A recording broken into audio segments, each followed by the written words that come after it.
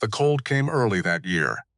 Not the kind of cold that apologizes. Across a field gone white, a log cabin stands silent among the pines.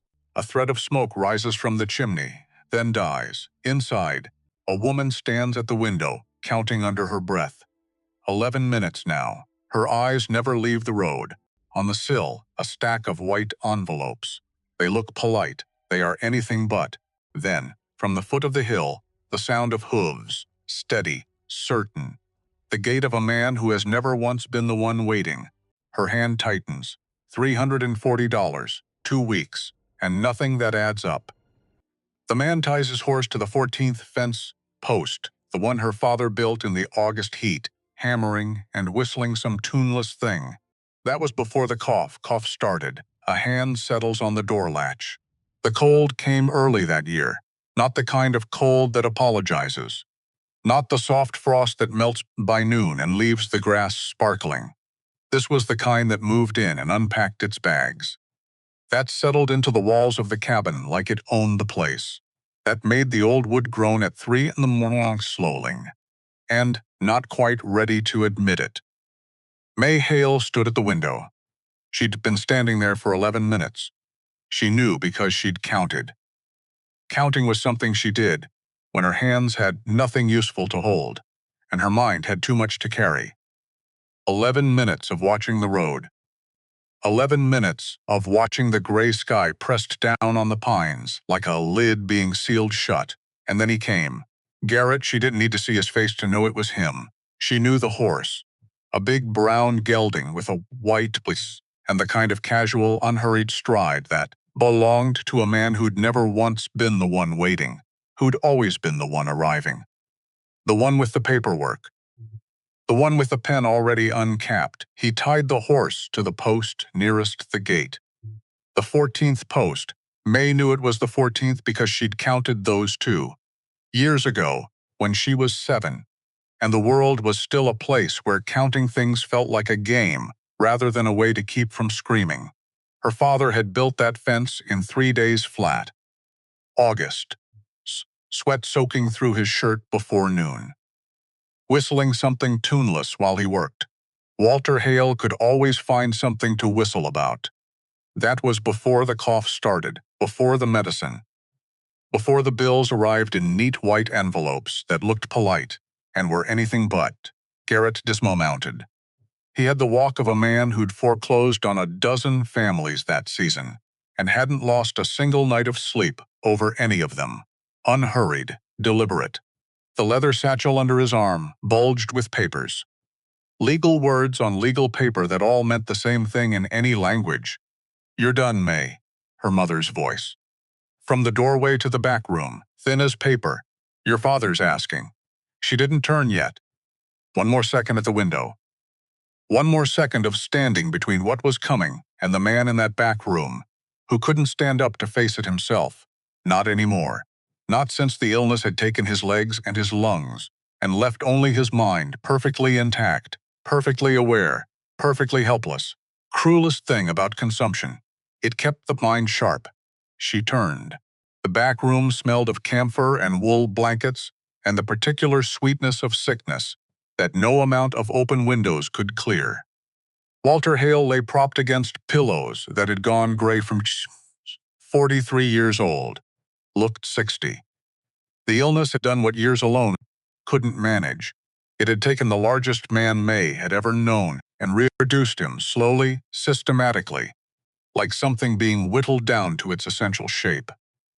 But his eyes were still exactly the same.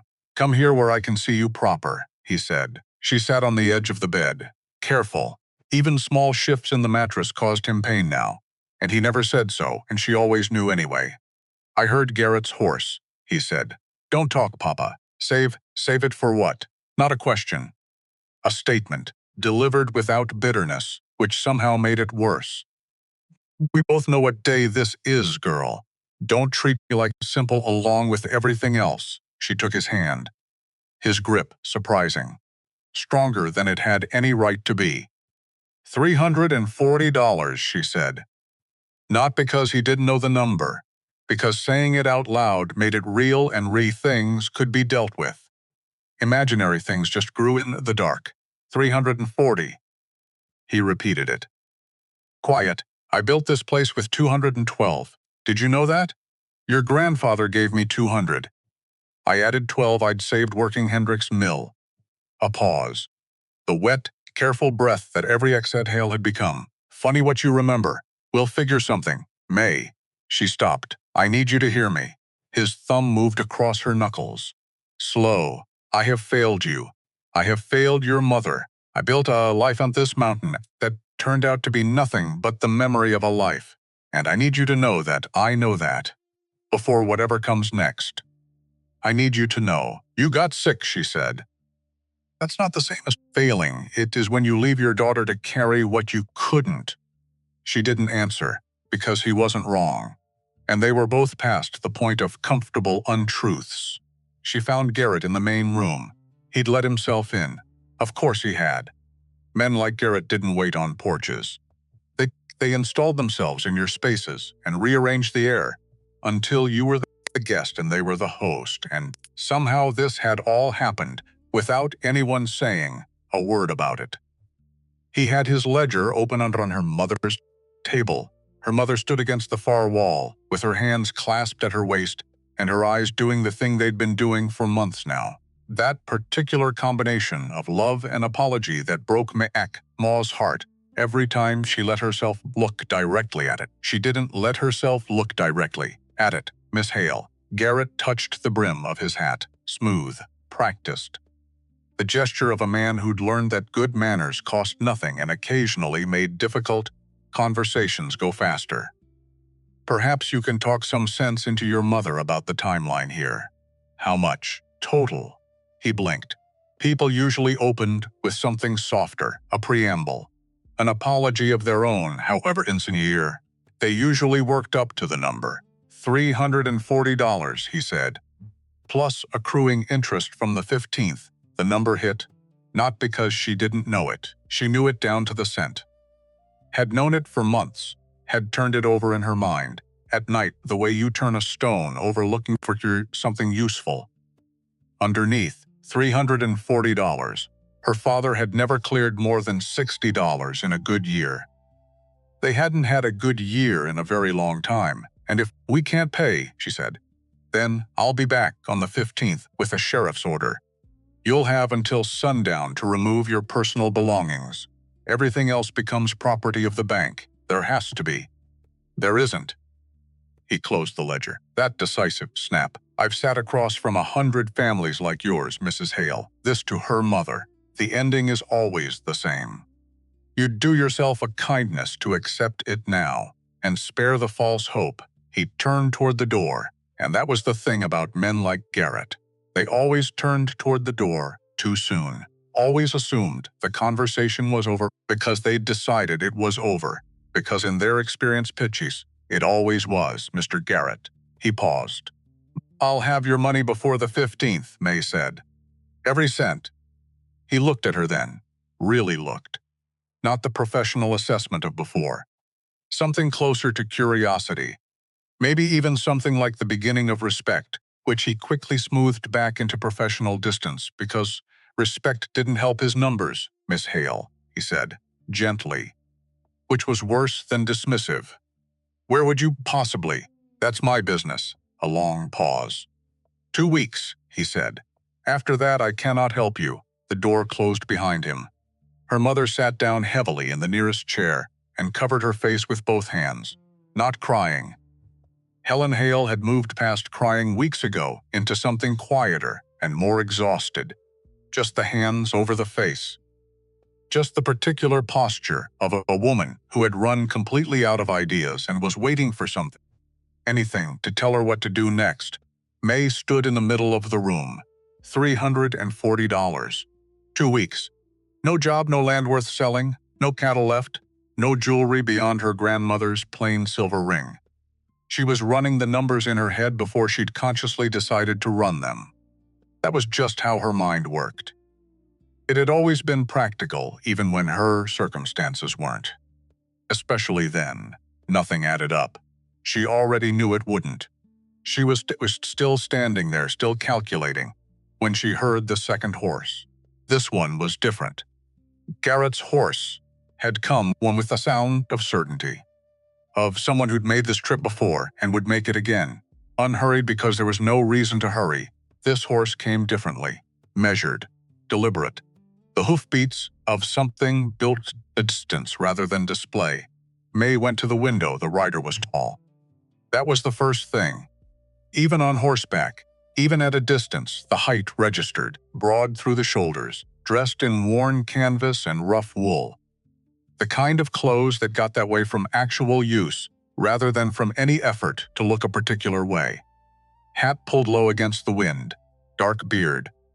She couldn't see his eyes from here. The horse was nothing remarkable.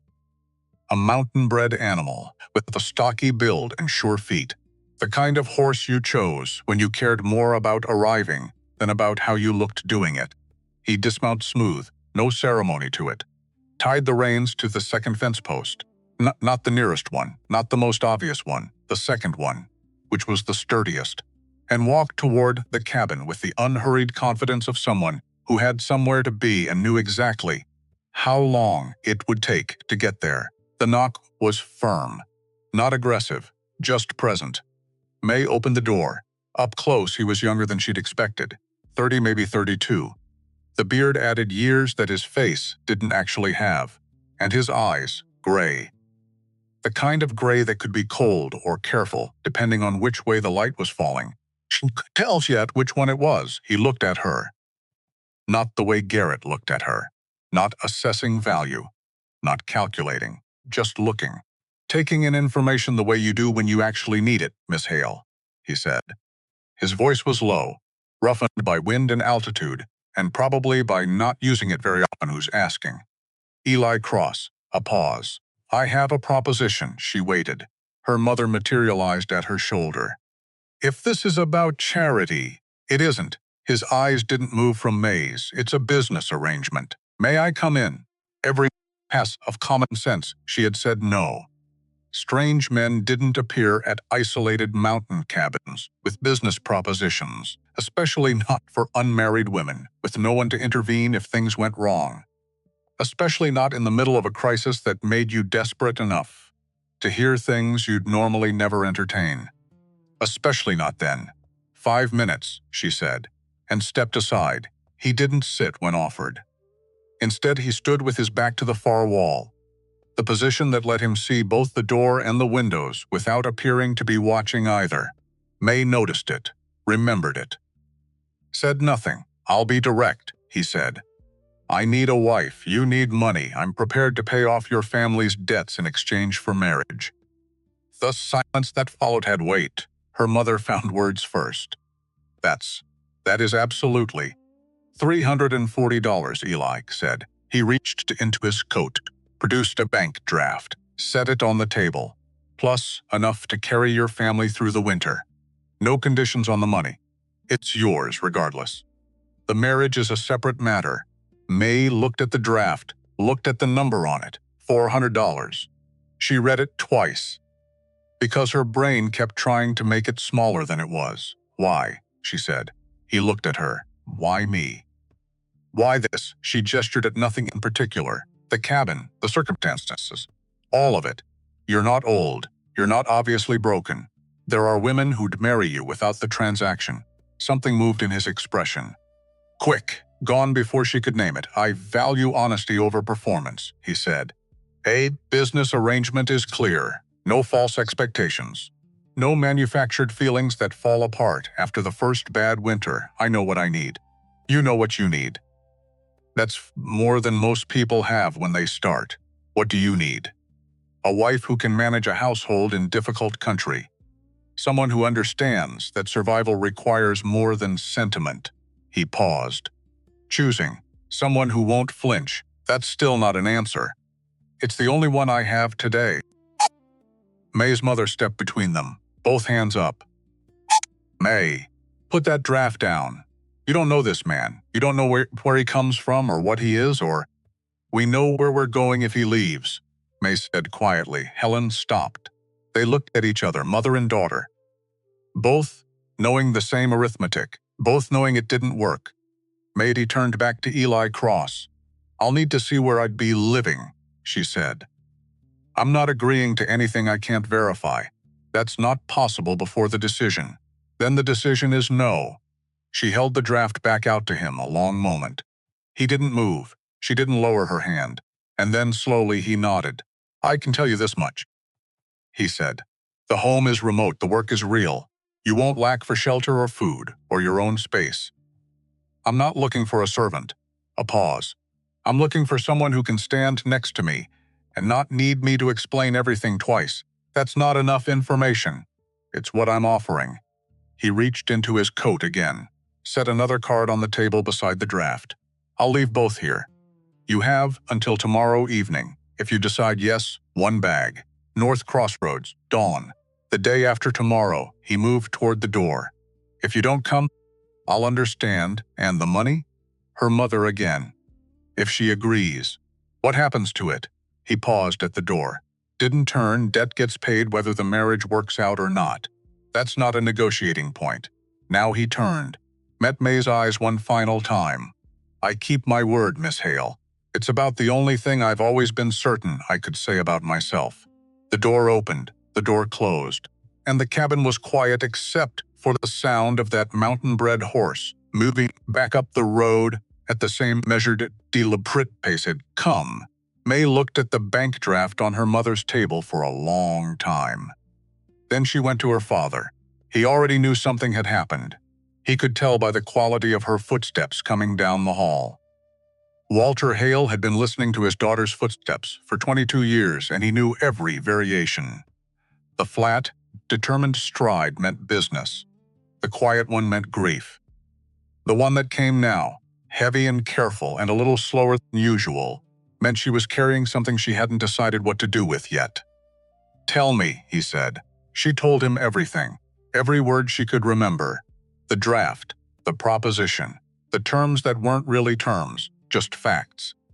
She sat on the edge of his bed and laid it out the way she'd learned to lay out difficult things, plainly, without decoration, without asking him to feel any particular way about it. When she finished, the room was quiet. "A man named Eli Cross," Walter said. "Yes, I don't know the name." "I don't either. What did he look like?" She thought about it. "Like someone who spends more time in the mountains than in towns. Like someone who's used to being watched and doesn't much care about it either way." She paused. He stood with his back to the wall. Her father was quiet for a moment. "That's a habit," he said. "Not a casual one, no." Another silence. The particular kind that Walter Hale used when he was thinking hard and didn't want to waste words on the thinking part. "What does your gut tell you?" he said finally. "My gut says I don't have enough information. That's your head." "What does your gut say?" She thought about the way Garrett had left. The way the front door had hit the frame. The certainty he carried. The comfortable certainty of a man who knew he'd already won. And then she thought about the way Eli Cross had looked at her. Not through her, not past her, at her. Like she was a person with information he actually needed. "My gut says he's not lying," she said. "I can't tell you anything beyond that." Walter's hand found hers again. Same grip, same surprising strength. "A man tells you he values honesty over romance," he said slowly. "You want to know what that tells me?" "What?" "It tells me he's been lied to. Probably more than once. Probably by people he trusted." His thumb moved across her knuckles. "That's not a red flag, May. That's a wound. And wounded build walls. But they also, if they're the right kind of wounded, they tell you about the walls. Because they'd rather warn you than trick you." She hadn't thought about it that way. "He might be dangerous," she said, playing the other side. "Because someone had to. So is staying," her father said simply.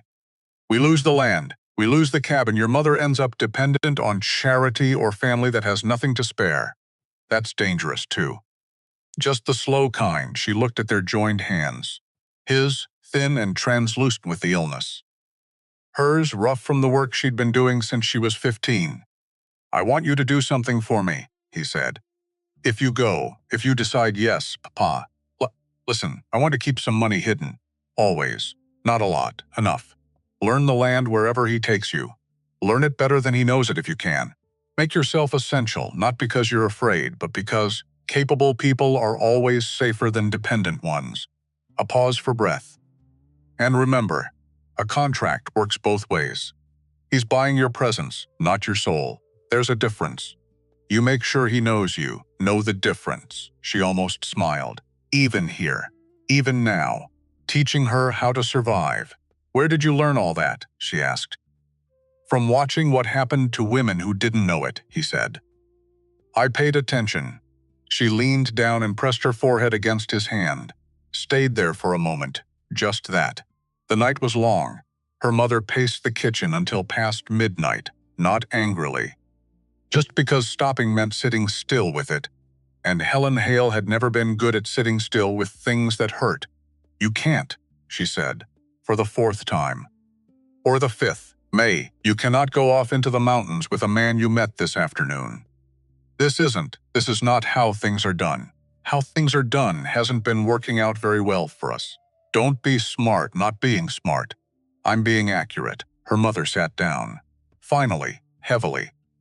At the kitchen table, where the bank draft still sat in the middle of everything like an accusation. I dreamed about your wedding, Helen said. Quiet now. Since you were small, I had the whole thing planned. The dress. Your grandmother's dress. Let out and taken in to fit you. And the church and the flowers from the garden if we could manage it. And someone decent, someone from around here who knew us and knew your father and… She stopped. I didn't dream it like this, I know, Mama. What if he hurts you? Then I leave. The money is paid either way, he said so. I come home. What if there's no home to come back to? May had no answer for that. The cabin would still be Garrett's problem by the time any letter could arrive. That was the truth, and they both knew it. She reached across the table. Put her hand over her mother's. I would rather face something uncertain, she said, than watch us drown slowly in something certain. Her mother looked at her for a long time. When did you get so old? She said finally. About 5 years ago, May said. Give or take. She spent the next day in a particular kind of suspended time. Moving through tasks, mending, checking the stove, bringing her father his noon broth, while some back part of her mind turned the decision over and over like a stone in a river, looking for the sharp edges. Looking for the place it would cut her, she packed one bag, her grandmother's sewing kit, 3 changes of clothes, the practical ones, not the good ones. Her father's watch stopped at 4:10 for the past 2 years, because no one had remembered to wind it until after it was already too late. A small leather journal with most of the pages still blank, and the hatchet from the barn. She wasn't entirely naive. 3 neighbors came by during the day. Sarah Pruitt from 2 miles east, with her right, with the particular excitement of other people's calamity. Old Thomas Birch, who mostly wanted to confirm the rumor before he spread it, and Meg Halloran, who was genuine in her concern and therefore the hardest to talk to. Is it true? Meg said. Eli Cross, the mountain man. I don't know who he is. May said, neither does anyone else. That's the point. Meg lowered her voice.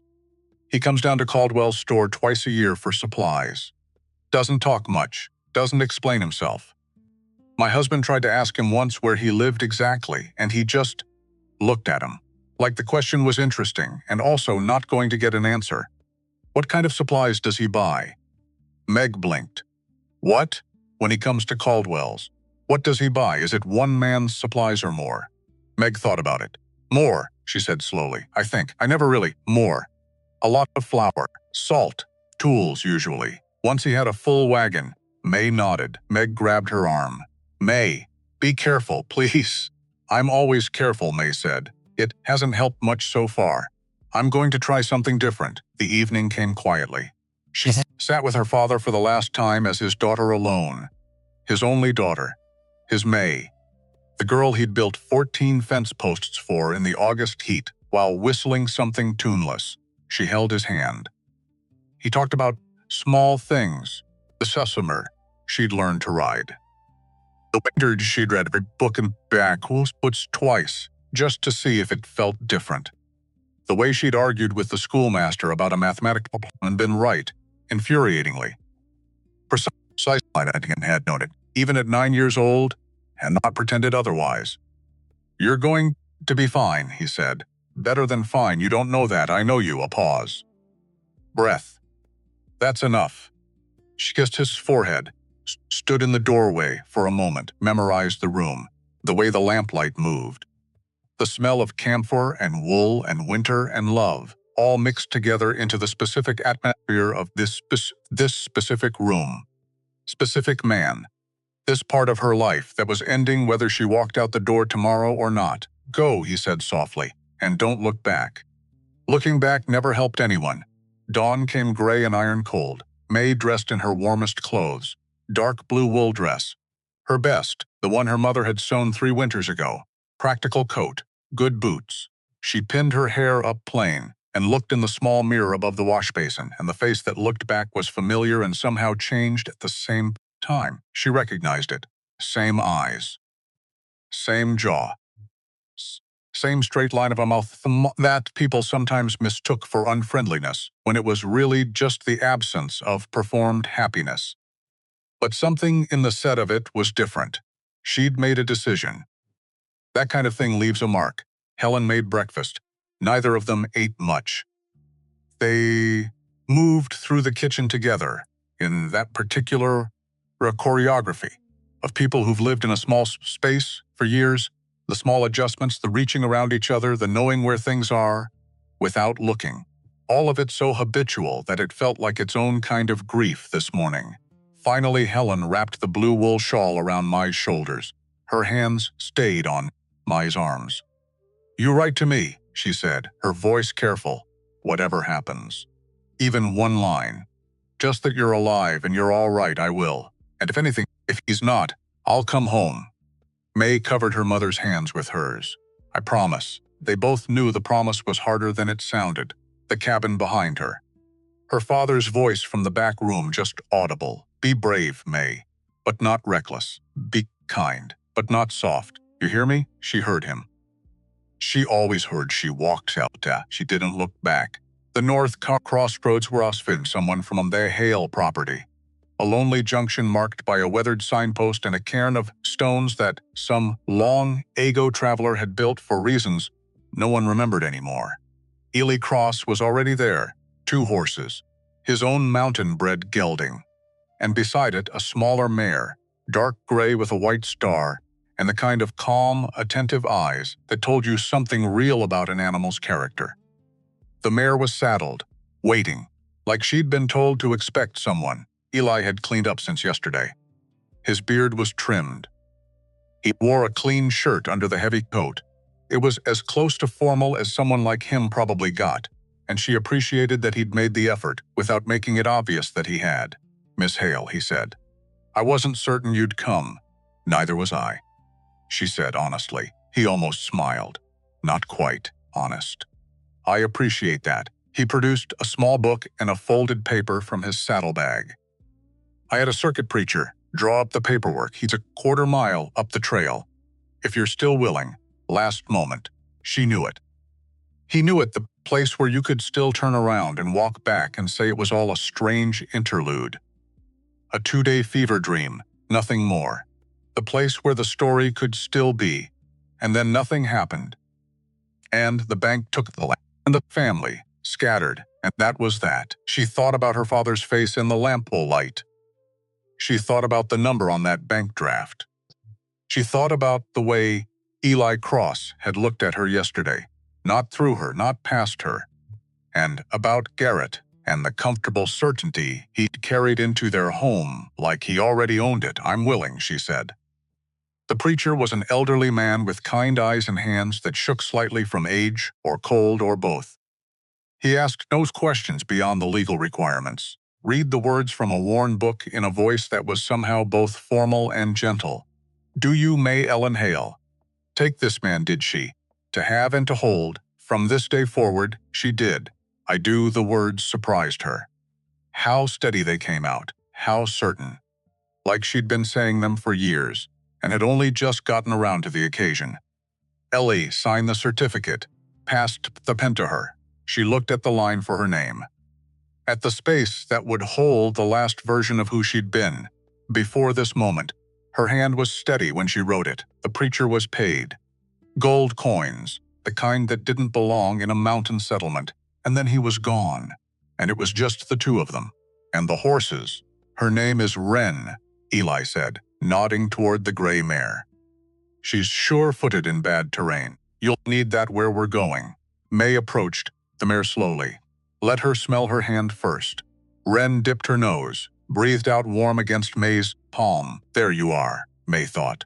One friend made. How far? She asked. 2 days in good weather, he checked the sky. Weather looks to hold, and where exactly are we going? North. Up. That's not an answer. It's the only one I'm giving until we get there. He swung up onto his own horse without ceremony. Then stopped, looked down at her with those gray eyes that she still couldn't entirely read. I need you to trust the process, Mrs. Cross. Can you do that, Mrs. Cross? The name landed strange, foreign, like a word in a language she'd studied but never spoken out loud before. I can try, she said, which was the honest answer. And they turned north. The trail climbed from the first mile, through pine forest that closed overhead like a roof, blocking the pale winter sky and replacing it with something darker and quieter and older. The cold deepened as they rose. The trees thinned and thickened in alternating patches, and beneath them the snow was unmarked. Nobody had come this way recently, or if they had, the wind had erased them. Eli rode ahead. Not so far that she'd have to call after him. Just far enough to be clearly leading. She watched him. The way he sat the horse spoke of years in the saddle. Not the performative seat of someone who'd learned for show. The genuinely settled, economical posture of someone for whom this was simply how moving through the world worked. His hands were easy on the reins. His eyes moved constantly. Trees, sky, the ground ahead. With the automatic vigilance of someone who'd learned that inattention had costs. She watched his hands specifically lost. Yes. But when he adjusted his gear or checked his horse's footing on a tricky section, the movements were precise, practiced. Not the rough-and-tumble imprecision of someone who'd grown up doing only physical labor. She held that thought carefully, set it aside for later. They stopped at midday in a clearing where a stream ran under a thin skin of ice. Eli built a small fire with the efficient minimum of effort, no wasted motion, no false starts, and produced dried meat and hardtack from his saddlebag. They ate in silence. It wasn't uncomfortable. That surprised her. You're not much for conversation, she said finally. I'm not much for conversation that doesn't go anywhere, he said. If you have questions, ask them. What did you do before you came to the mountains? A pause. Not long, but there. Worked, he said. Doing what? Different things. He looked at the fire. None of them particularly interest. You're being evasive. I'm being selective. He met her eyes. There's a difference. You'll learn which one it is over time. She bit back the response she wanted to make. They were on day one. There would be time for that particular argument. There would probably be quite a lot of time for it. She turned back to her food, but she kept thinking about the hands, the gold coins. The way Garrett had looked at that bank draft and gone quiet and left without pressing his case. You're being selective, he'd said. You'll learn which one it is over time. Maybe, or maybe she'd already started learning. They made camp that evening beside a wider stretch of stream. Eli erected a lean-to in the time it would have taken May to gather enough wood, and she tried to tend the horses, brushing them down, checking their hooves, because that was what you did, and because Wren leaned into the brush with such obvious contentment that it was hard to stop. You know horses, Eli said. Not a question. He was building the fire. My father kept 2 when I was young. Before we lost them, she checked Wren's left rear hoof. Clean. He taught me. Good. Not that must have been hard to lose them, or I'm sorry about your father. Just good. Acknowledgement of fact. She found she didn't mind it. Sentiment offered too early felt like pity anyway. They ate rabbit. He'd shot it earlier in the day and dressed it so quietly she hadn't noticed. and the fire pushed back the cold, and the mountains pressed in around them in the specific way mountains do at night, not threatening exactly, but reminding you of scale, of proportion, of exactly how small the circle of firelight was and how large everything else was beyond it. "You should sleep," Eli said. "Tomorrow's harder going. What about you? I'll keep watch for a while." Against what? He looked at her across the fire, half in shadow, old habits, and then he looked away. She woke before dawn. He was already up, coffee on the rebuilt fire. He handed her a tin cup without being asked, and she wrapped both hands around it and looked at the sky going from black to the particular deep blue that comes just before the gray. She hadn't slept well. Too much thinking. Too many questions turning themselves over in the back of her mind, while the front of her mind tried to rest and failed. "How are you, Eli Cross?" Not a question she could ask yet, not directly. But she thought it. She thought it, and she drank her coffee. And she watched the dark begin to lift. And she told herself what her father had always told her. When a problem was too large to see all at once, start with what you know. You can get to the rest. From there, what she knew. He was 30-something. He lived in the mountains deliberately, not from lack of options, but from something that looked like choice. He had money. More than his appearance suggested, considerably more. He spoke like someone educated, moved like someone trained. He paid in gold and made men like Garrett go quiet, and he'd spent enough time watching her before approaching that he'd been able to say, "I watched you stand up to Garrett," without flinching, like he'd been there, which meant he had been there somewhere nearby, watching. She filed that under. Important unresolved. Return to later, time to ride, Eli. They broke camp, and they climbed. The trail narrowed as the morning went on. In places it was barely wide enough for a single horse. The drop to the left fell away sharp. The mountain to the right pressed close. May's hands went white on Wren's reins, and Wren moved with calm, patient certainty, each hoof placed exactly right. No drama, no hesitation. "Don't look at the drop," Eli said from ahead. "Look at where you want to go. Trust your feet." May looked forward, loosened her grip. Wren stepped even more smoothly. Good advice, she thought. Probably applies to more than the trail. They climbed for hours. The air grew thinner and colder and sharper, the kind of air that woke you up, even when you didn't want to be woken.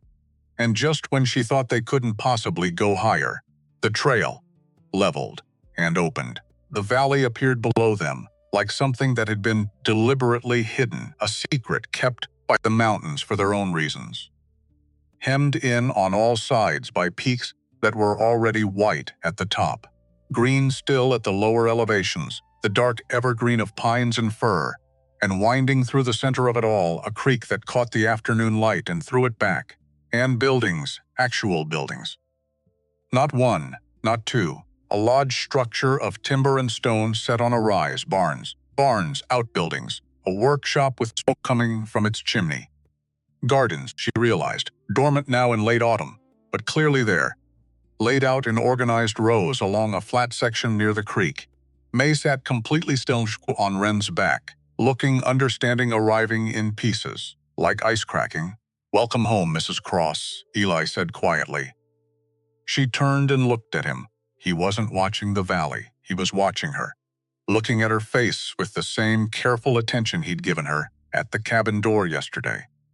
Taking in information, measuring. "You live here," she said. "Yes, with." She looked back at the buildings. The smoke, the scale of it, with how many people depends on the season. In winter, about 20. Not a hermit's retreat, not a solitary man's hiding place, a compound, a working enterprise. Infrastructure that didn't happen by accident or in a weekend or with a small amount of money. She looked at his worn canvas coat. She looked at his trail-roughened hands. She looked at the valley below them, with its 2 substantial barns and its managed forest, and its creek lined with deliberately placed stones. And she understood, fully, finally, all at once, that she had not married a poor mountain man. She had no idea yet what she had married. But she was looking at the beginning of the answer. "You said "You weren't lying," she said. Her voice was even. She was proud of that. "You said you were just not telling me everything." "That's correct." "How much everything?" He looked at the valley. Then, back at her enough to keep the conversation interesting for a while, he said.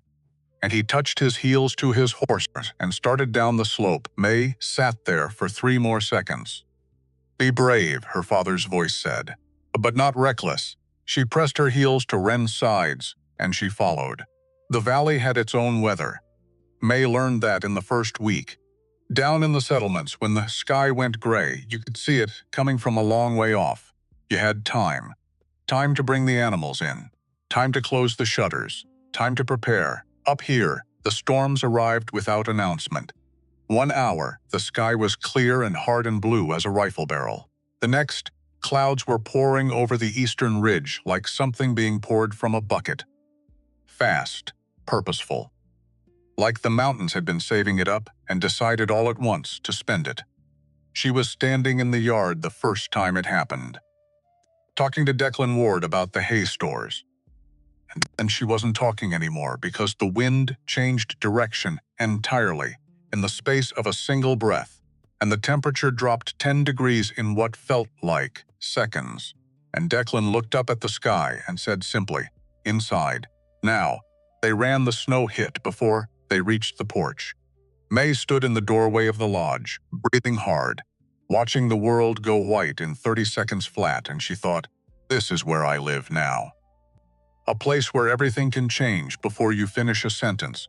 She wasn't sure yet whether that terrified her or suited her perfectly. Probably both. The first weeks organized themselves around observation. That was how May had always learned things. Watch first, ask second, touch third. Her father had taught her that with horses, and it had turned out to apply to most things worth understanding, so she watched. The compound ran on a schedule that nobody seemed to have written down, but everybody seemed to know. Before light, Declan Ward and 2 others checked the timber operations on the valley's north face. By sunrise, the workshop open, smoke from the chimney, the particular sound of metal on metal that meant something was being repaired or built or improved. Breakfast at the lodge at 7 sharp, not optional, not a suggestion. May watched how the men moved around Eli, not with the wariness of people who feared their employer, not with the false warmth of people performing loyalty. Something quieter, something that looked like respect, actual respect. The kind that gets earned rather than assumed. She watched him during breakfast.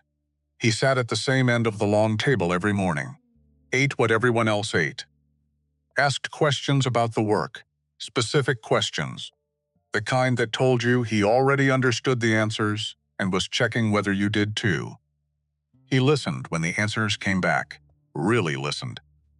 Not the listening of someone waiting for their turn to speak. And she watched how he was with Bertie, the housekeeper, who had the manner of someone who had seen a great deal and judged very little, and would tell you the truth even when you hadn't technically asked for it. Bertie had worked for the Cross family since Eli was 7 years old. She called him Eli when no one important was listening, and Mr. Cross when they were. She refilled his coffee before he asked and removed his coat when he forgot to, and occasionally, in a voice like a door closing firmly, told him he was wrong about something. And he listened to her.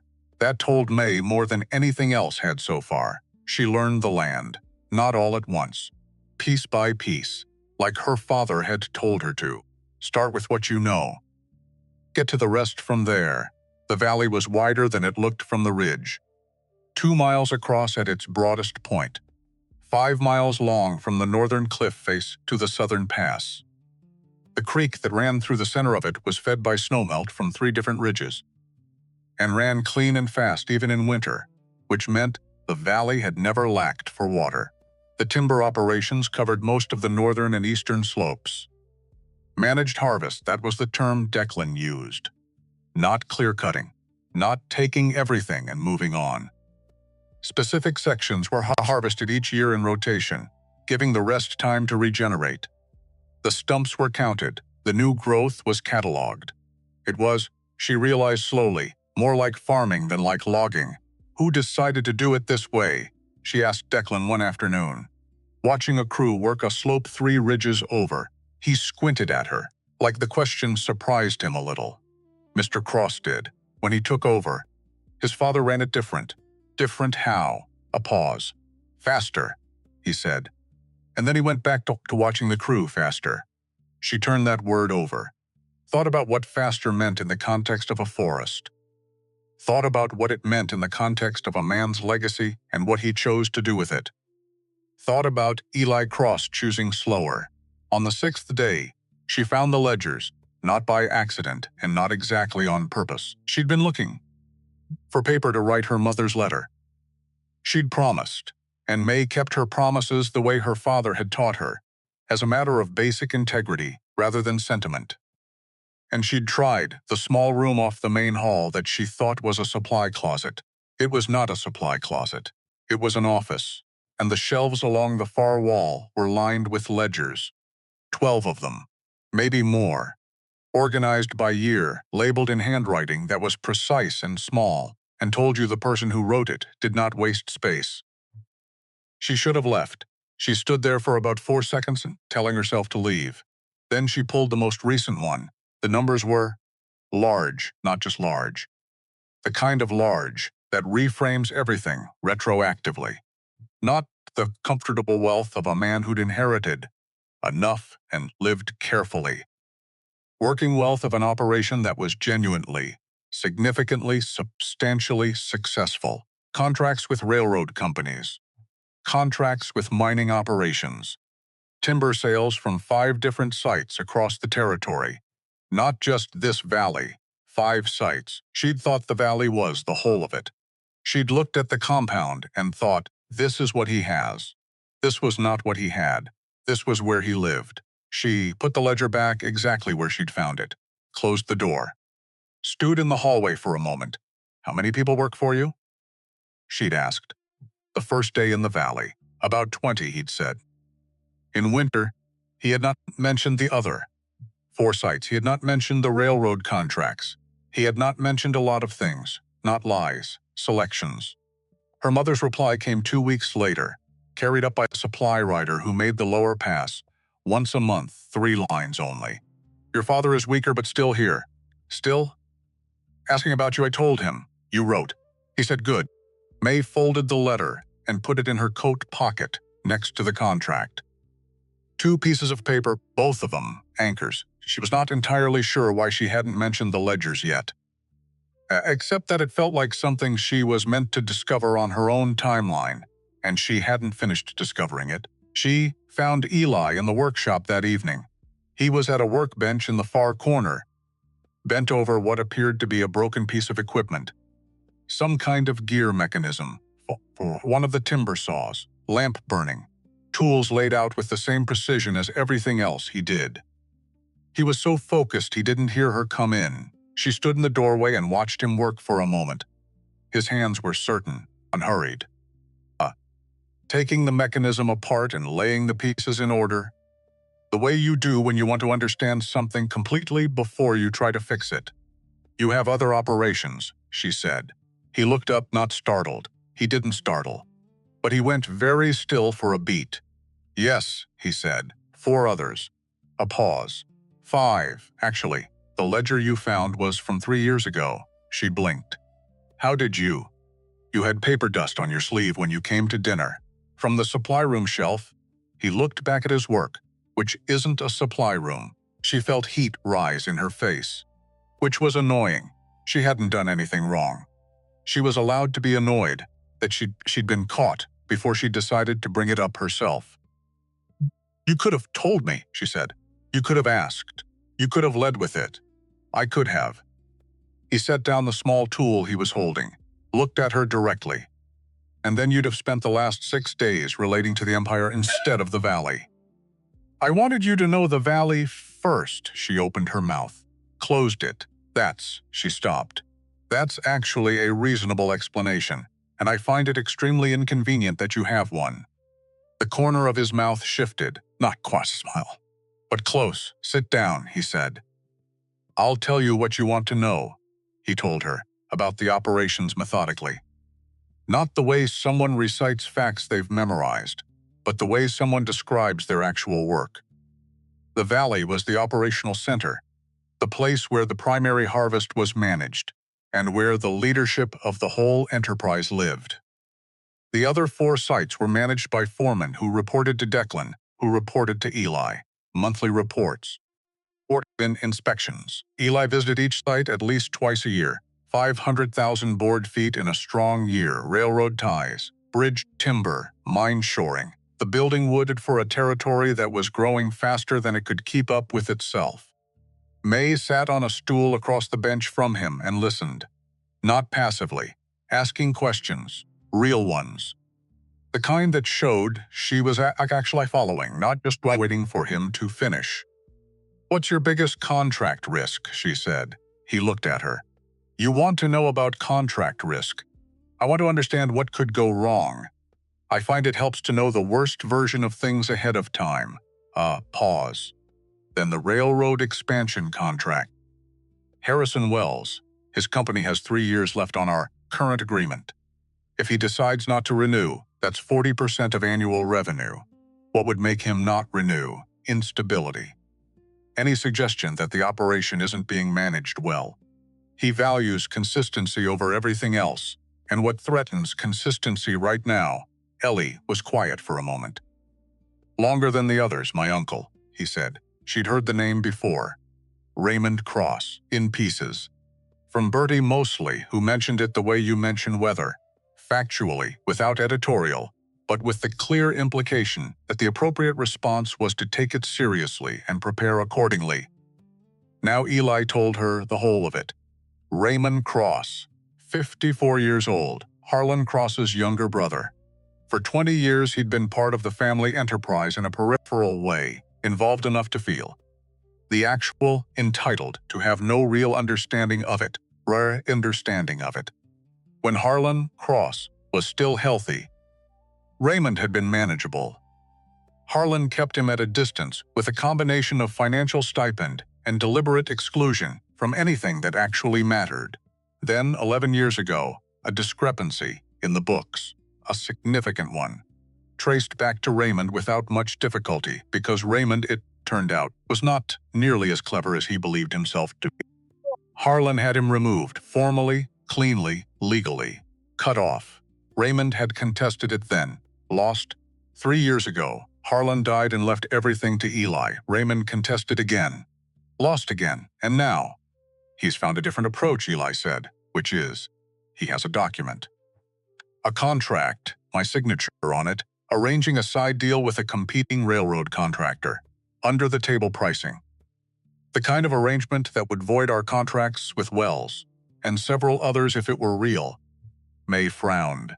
Is it? No, then your signature is forged. Yes, convincingly. Convincingly enough that I couldn't tell immediately when I saw it. And I know my own handwriting. She sat with that for a moment. The particular discomfort of it. Someone had been close enough, careful enough, patient enough, to replicate Eli's signature perfectly. That wasn't something you did in a hurry. That was something you planned. Who helped him, she said. Ellie's jaw tightened. Just slightly. Just enough. I don't know yet, he said, which was not the same as no one, and they both knew it. He's calling a stakeholder meeting, Eli continued. Denver. He wants to present this to the investors, Wells. The others. In front of a territorial official. He's framing it at a cover concern, questioning my competence, my judgment, the stability of the operation. A pause. He wants to be appointed as co-administrator. Once he has access to the finances, he bleeds it out, May said, within 2 years. Then blames the market conditions when it collapses. She looked at him. He's done this before. Not to me, but to... Yes, there's a pattern. Eli picked up the small tool again, turned it in his fingers, not using it, just holding something. My father bailed him out twice. The second time, my father told him there would not be a third. Raymond spent the next decade deciding that was an injustice. When is the meeting? 10 days. Which means we leave in 3. We. She noticed it. Didn't say so. Let it sit. You need me there, she said. I'm asking you, he said. There's a difference. She thought about her contract. Folded in the inside pocket of her coat. The one she carried because her father had said to carry money she controlled, and know the terms she'd agreed to, and never let anyone make her forget either. Partnership, the contract said. Not ownership. Tell me everything I need to know, she said. About Raymond. About the investors. About what I'm walking into. He looked at her across the work table. Something shifted in his expression. Slow and careful, and relieved, she thought. Something that looked a lot like relief. Starting tomorrow, he said. We'll go through it all, tonight, she said. We have 3 days. Start now. They worked until past midnight. He spread everything across the large table in his office. Maps, ledgers, contracts, correspondence, the notes his attorney Lawrence Holt had been compiling for the past 6 weeks. May sat across from him and went through it the way she went through everything, systematically. Start with what you know. Get to the rest from there. She knew more than Eli expected. She saw it in the small adjustments he kept making. The way he'd begin to explain something and then recalibrate when she asked a question that proved. She'd already gotten there. He wasn't condescending about it. He simply stopped explaining and started discussing, and there was a difference between those two things that she appreciated more than she said. Wells values stability, she said. Midway through the second hour, she was looking at his contract terms, running the arithmetic in her head. Consistency of supply, consistent pricing, no surprises. That's what keeps him. Yes. So Raymond's strategy isn't really about the forged contract. The contract is just the vehicle. What he actually wants is to make you look unpredictable, unstable, like someone whose judgment can't be relied on. That's right. Which means defending yourself against the specific allegation isn't enough. Because even if you disprove the contract, if you spent an hour being defensive about it, you've already demonstrated the instability he wanted to demonstrate. She looked up. You have to make look like the unstable one. Ellie was quiet. Every time he makes a personal attack, she continued, you respond with a business fact, clean, immediate, no hesitation. Make the contrast visible. He's emotional. You're factual. He's speculating. You have documentation. Ellie looked at her long. Where did you learn to think like this? He said. 5 years of watching people try to take things from my family, she said. You learn what works and what doesn't very fast when the stakes are real. He looked back at the papers. My attorney could have told you he charges $200 a day, he said. And he hasn't said anything half as useful. Your attorney, she said, has never had to negotiate from a position of having nothing. It changes your perspective. Denver arrived like a different world. She'd been to the town of Caldwell twice in her life. A settlement of maybe 300 people, with one main street and a general store and a church that doubled as a meeting hall. That was her reference point for civilization. Denver was, not that 30,000 people or more. Streets that were being paved, actually paved with stone, in the center of the city. Buildings 3 stories tall and 4 stories tall. And in one case, a hotel that went to 5, which seemed to her both unnecessary and privately magnificent. Gas lamps being installed along the main thoroughfare by men on ladders. The glass globes catching the afternoon light. The noise of it, she'd forgotten what crowds sounded like. The specific, layered chaos of many people, moving in many directions, some simultaneously, the horses and the carriages, and the voices and the distant sound of construction, that constant, always. The sound of a city building itself in real time. Allie moved through it without adjusting. Like he'd been here many times and stopped noticing it. He guided them to the Windsor Hotel with the directness of someone who knew where he was going and didn't need to make it look impressive. The lobby of the Windsor Hotel made May stop walking. She covered it quickly. 2 steps in, 1 beat of taking it in, then forward again. But Eli noticed. Of course he noticed. He said nothing, just walked her to the front desk. The clerk looked up, registered Eli's name in the ledger. His demeanor shifted in a way May had started to recognize, the subtle reorientation of a person who has understood that someone they were treating as ordinary is not, in fact, ordinary. Mr. Cross. Welcome back. Your usual suite is prepared.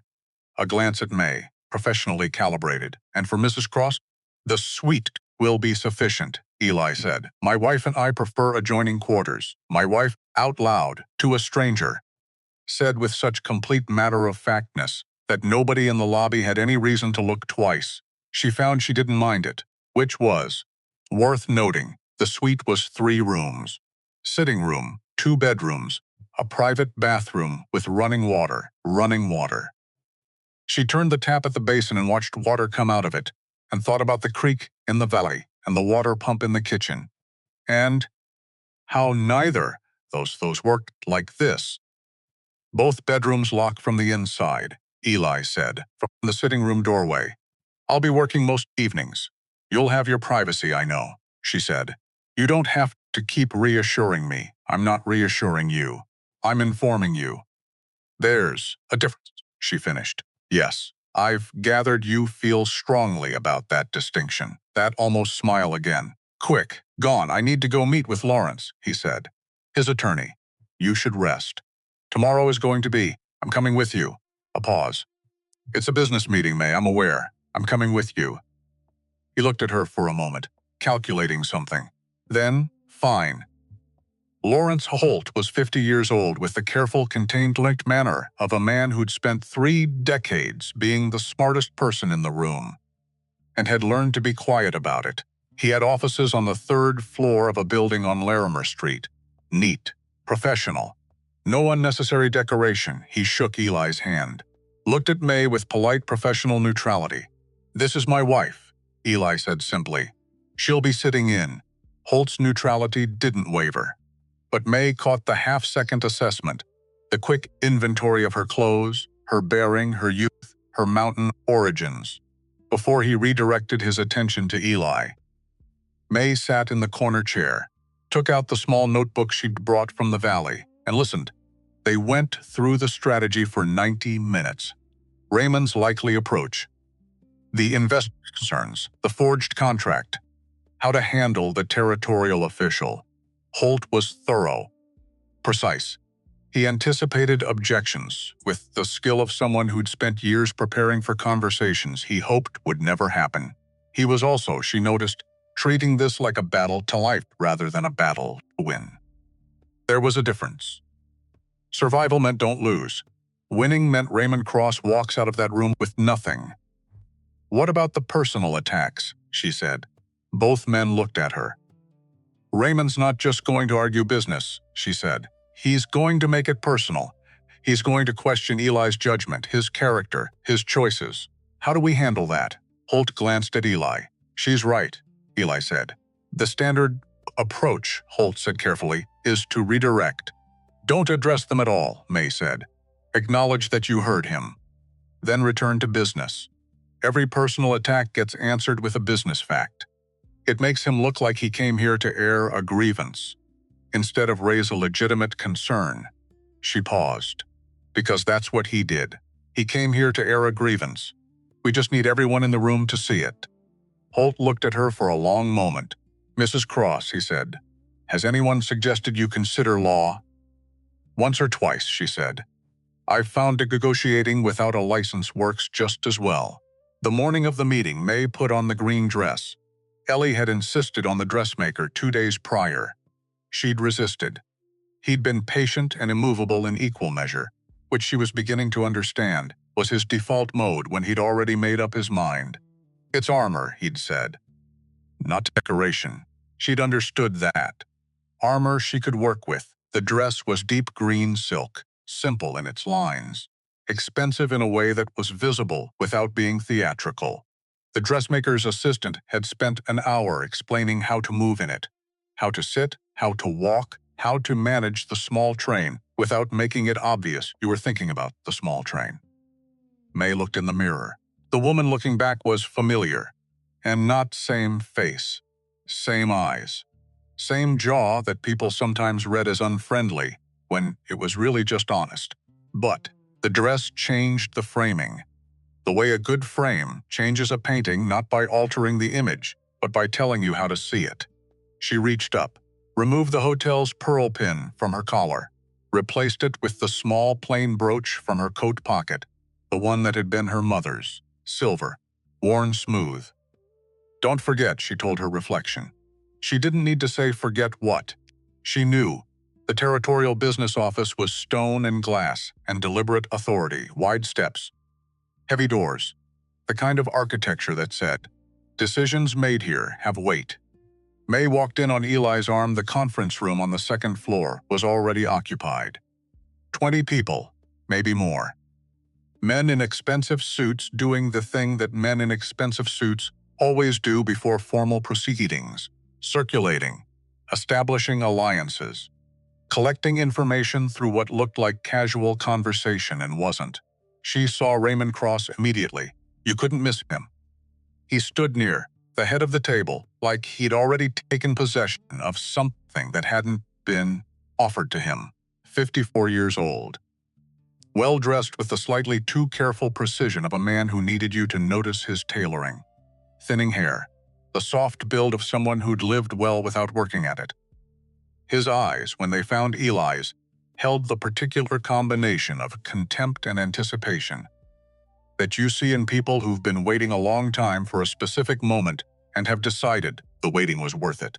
Nephew, he said, loud enough for the room. So good of you to make it. We're beginning to wonder about mountain schedules. We're early, Raymond, Eli said, even, flat. A statement of fact and nothing more. Raymond's gaze moved to May, assessed, the kind of look that was doing arithmetic and not trying to hide it. And this must be my wife, Eli said. May Cross. May extended her hand. Steady, Mr. Cross. Eli's spoken of you. Raymond took her hand. Held it a beat too long, has he? I imagine. His smile was practiced. Quite the sudden arrangement, wasn't it? The wedding. Most of us heard rather after the fact. We prefer to keep personal matters personal, May said pleasantly. I imagine you understand that. Something moved in his eyes. Quick, gone. She'd landed something. She wasn't sure exactly what yet, but she'd landed it. The meeting convened. The territorial commissioner, a silver-haired man named Aldridge, who had the careful neutrality of someone paid to appear neutral, took his seat at the head of the table. The investors arranged themselves at the far end. Harrison Wells. Conservative in dress and expression, his face doing the deliberate work of revealing nothing. Vivian Ashford. Elegant in severe charcoal wool, the only other woman in the room. Watching everything with the attention of someone who charged for her attention and made sure she earned the fee. Richard Blackwood, the Eastern money, younger than the others, with the restless energy of someone who'd arrived at wealth fast and was still calibrating what to do with it. May sat beside Eli and looked at each of them once. Kept what she saw. Raymond stood and laid it out in 3 parts. Efficiency losses from Eli's revised logging practices. Alienated partners due to what Raymond called idealism over practicality, and delivered with the particular relish of someone who'd been saving it. The forged contract, produced with theatrical timing from his inside breast pocket. The room went still. May watched Wells, watched Ashford, watched Blackwood, watched their faces do the work of assessing. Is this credible? Is this real? Should I be concerned? Now, she thought. Right now is the moment. Ellie started to speak. She put her hand briefly on his arm. 1 second. Just enough. Then she stood. The room turned to look at her. 20-odd people. All of them uncertain why the wife was standing. Commissioner Aldridge, she said. May I? Aldridge glanced at Eli. Eli nodded once. Mrs. Cross, Aldridge said. Go ahead. My husband will address the business concerns directly, and the numbers will speak clearly. She kept her voice level, unhurried. But I want to address something first. That contract, she nodded toward the papers in Raymond's hand, was not signed by Eli Cross. I know this not because I'm his wife and feel obligated to defend him. I know this because I have spent the past several weeks going through every contract, every agreement, every document bearing his signature in connection with this operation. The handwriting is close. It is not exact. And more importantly, she paused. The date on that contract is a Monday in late February. Eli was at the northern site with 6 workers and Declan Ward on that date. I have the site log if anyone would like to see it. She sat down. The room was quiet. Wells looked at the document in Raymond's hand, then at May, then at Eli. Raymond's smooth expression had developed. Up to crack, just one, just small. But there, he started. That's a claim with Hoot. It's a starting point, May said. The rest is documentation. And Eli opened the folder in front of him and began. He was different here than in the valley. Not a different person. The same merit and a different register. The quiet of the mountains was still in him, that unhurried, nothing wasted quality. But he was not deferring, he was not managing, he was presenting. And there was something in the way he laid out each point, precisely, sequentially, without defensiveness or drama, that told you clearly, this man built this, he understands it, and he is not confused by your questions. The profit margins, the sustainability data, the projected harvest timelines that extended well beyond anything Raymond's approach would have allowed, the worker injury rates under Eli's management compared to the industry average, the retention numbers, the fact that 3 of his 5 foremen had been offered more money by competitors and had stayed. Wells asked questions. Eli answered them directly. Ash was to ask sharper ones. Eli answered those too. And once, just once, May added a clarifying figure that Eli had cited from memory slightly differently than the ledger showed, and corrected it in 2 words and went back to listening. Ashford looked at her when she did it, a long look. Quiet and assessing. The kind of look from a woman who was weighing something carefully. Raymond tried several times to reinsert himself. Each time, Eli answered whatever professional point Raymond raised with a factual response and moved on. No emotion, no engagement with the personal undertones. Just facts, returned cleanly. Like throwing something back that had been thrown at you. And then, the fact remains, Raymond said, louder now, pulling at the professional edges of the conversation, that my nephew has demonstrated repeatedly questionable judgment in his personal life. A sudden, unexplained marriage to an unknown woman, an obsession with practices that cost money in the short term, an unwillingness to expand or take on new partners. These are the behaviors of a man who is either hiding something or fundamentally unsuited for the responsibilities he's been given. The room turned to May, because of course they did. She was the evidence he just put on the table. She felt it. The weight of 20 pairs of eyes. The particular discomfort of being made into a symbol by someone who'd never asked your permission. She let the silence sit for exactly 3 seconds. Mr. Cross, she said, quietly enough that people leaned slightly forward. You have described my origins as unknown. I'll save you the investigation. I grew up in a mountain settlement. My father was a rancher who spent 5 years ill before he died. My family had very little money and a great deal of debt. I married Eli, knowing exactly what I was agreeing to and why. None of that is a secret, because I have nothing to be ashamed of. A pause. What I'd like to understand is what any of that has to do with the timber contracts. Silence. Because from where I'm sitting, she continued, you came here to discuss business. And then, when the business discussion didn't go the way you'd hoped, you started discussing my husband's wife. She looked at Raymond directly. That seems like a problem with your argument. Not with his judgment. Raymond stared at her. Vivienne Ashford made a small sound. It might have been a laugh. It was too controlled to be sure. I think, Commissioner Aldridge said carefully, that we should perhaps return to the documented matters. They returned to the documented matters. And those matters, laid out cleanly, and with the particular finality of numbers that had been checked twice, told a story Raymond Cross not wanted told in this room. The operation was profitable, more profitable than it had been under Harlan Cross. Wells asked his final questions, received his final answers. sat back. Ashford was writing something.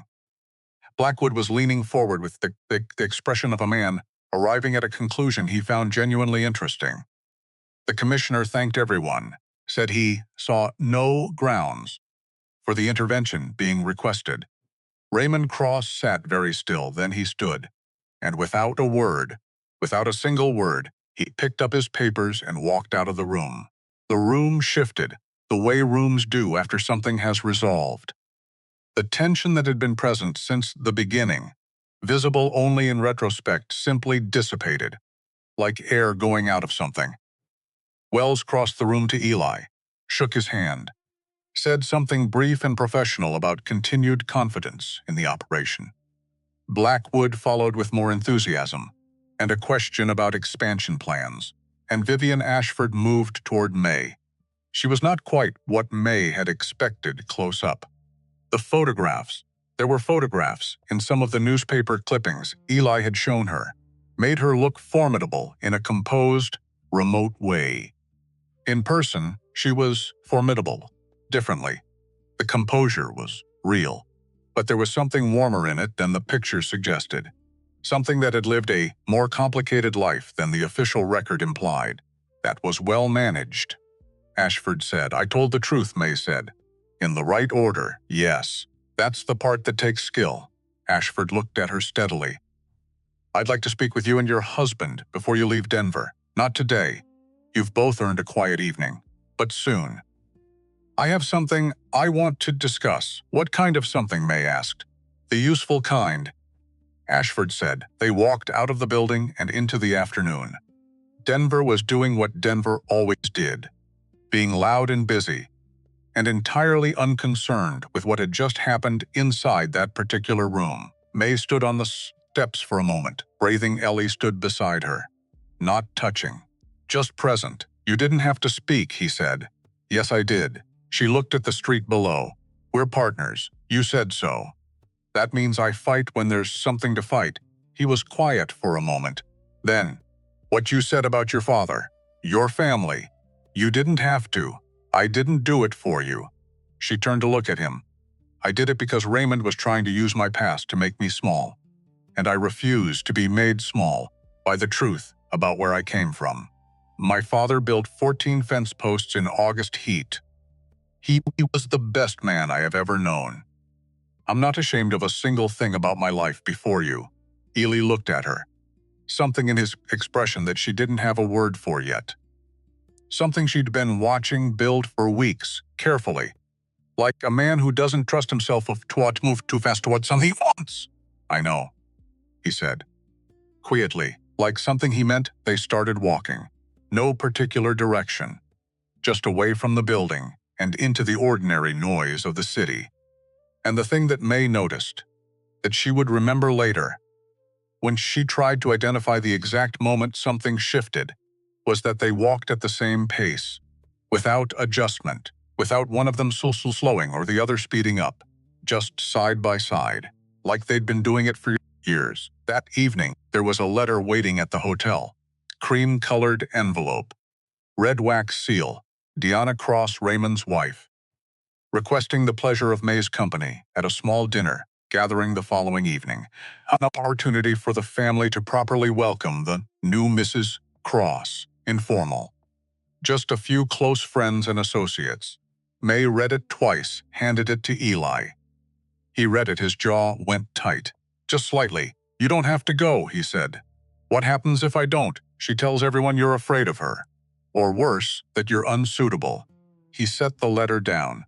She'll make it a story either way. The question is which story? May looked at the letter. Small dinner.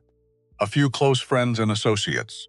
Which meant 40 people minimum, and every one of them positioned to carry something back. Tell me about Diana, she said, smarter than Raymond and better at hiding it. She'll ask questions designed to expose what she considers your deficits, education, background, social history. And what's the right response to that? Most people try to compensate, try to seem more than they are, which is exactly what she's expecting. Yes. May picked up the letter, folded it along its original crease. I'll go, she said. But I'm not compensating for anything. The dinner at the Cross residence was everything the Windsor Hotel was not. The Windsor was grand in the way that good hotels are grand, impersonal, designed for a rotating population of temporary residents, beautiful in a way that didn't belong to anyone specifically. The Cross residence was grand in the way that people's ambition is grand. Every object selected to tell you something about the owner's self-image. Every room arranged to produce a specific impression. May noticed all of it, noticed it and set it aside. 43 guests. She counted. Small dinner. The string quartet in the corner was playing something she didn't recognize. The food arriving in careful sequence. Oysters first, which she had never in her life encountered. The wine. In glasses that probably cost more than the Hale family had cleared in their last good year. Diana Cross appeared within moments of their arrival. 45, maybe. Still beautiful in the way that money helps preserve. Diamonds catching the gas lamplight eyes. Doing something that her smile was working very hard to hide. May, like they were already intimates. What an extraordinary dress. Not quite Denver fashion, but there's a certain character to it. I imagine you find all of this quite overwhelming. Not particularly, May said, though the oysters are new. I appreciate the experience. A pause so small you'd miss it if you weren't watching, of course. Diana's smile adjusted. And how are you finding mountain life? I imagine the isolation must be difficult for someone. The briefest pause. Accustomed to a different kind of community. I find the mountains clarifying, May said. Everything is exactly what it appears to be. The weather. The land. The people. She met Diana's eyes. I've found that refreshing. Vivian Ashford appeared at May's elbow. Like she'd been waiting for the right moment, Diana. She said. Warm, entirely neutral. Thank you for including me. May. She touched May's arm briefly. When you have a moment. I'd like to introduce you to someone. And just like that, she pulled May sideways into a different conversation. That was well-timed, May said quietly. I've been watching Diana Cross manage rooms for 15 years, Ashford said. I can tell when someone needs an exit, a pause. Though to be clear, you didn't need it. You were doing fine, I know, May said. But I appreciated it anyway. The dinner itself was an endurance event. Diana maneuvered. Gracefully. Questions that landed like accidents. Comments that were compliments with the compliment removed. Comparisons to other women. Unnamed, vaguely described, clearly more suitable. Meant to create a standard May could feel herself falling short of. May did not fall short, she answered directly. Not defensively. Not apologetically. When Diana asked about her education, she described it accurately. When another woman asked how she'd met Eli, she told the truth, a simplified version of the truth but truth. When Helena Birch, wife of a mining investor, asked breathlessly if it had been love at first sight, May said it was honesty at first sight. Which I've found lasts better. That got passed around the room in whispers for the rest of the evening, and then Ashford found her again, near the end, in a quieter corner. I'll say it plainly, Ashford said. I came tonight specifically to observe you. I wanted to see how you'd handle a room that was arranged against you. Not in a board meeting, where the rules are formal. In a social situation, where the rules are invisible.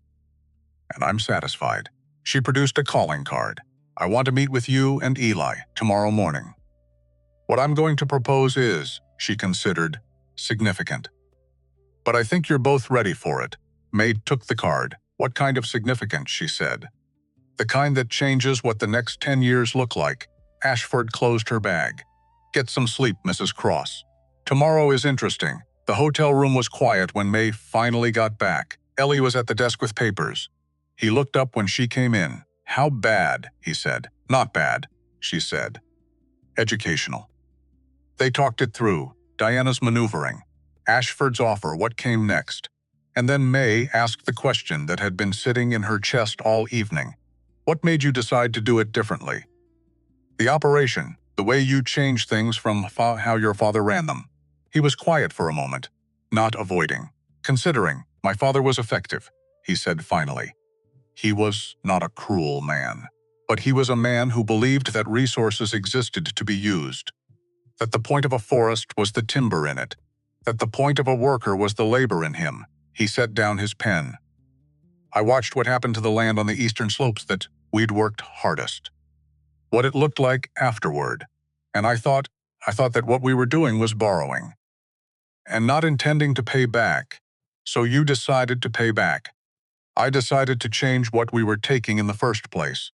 She looked at him, at this man who had appeared at her door in worn canvas and threadbare wool, who paid in gold and stood with his back to the wall and chose slower when faster was available. That's a harder thing to do, she said. Change what you had instead of just continuing it. Yes, he said simply. She lay in the dark for a long time that night, not sleeping. Thinking, she thought about Raymond, about the forged contract, about the fact that Eli had said "I don't know yet" when she'd asked who'd helped Raymond. The yet had been deliberate. He knew it was someone. He just didn't have a name. She thought about Bertie, about the things Bertie had told her sideways. She thought about Gideon Pruitt, deputy marshal, 41 years old. His name had appeared twice in the correspondence files she'd gone through with Eli in preparation for the trip.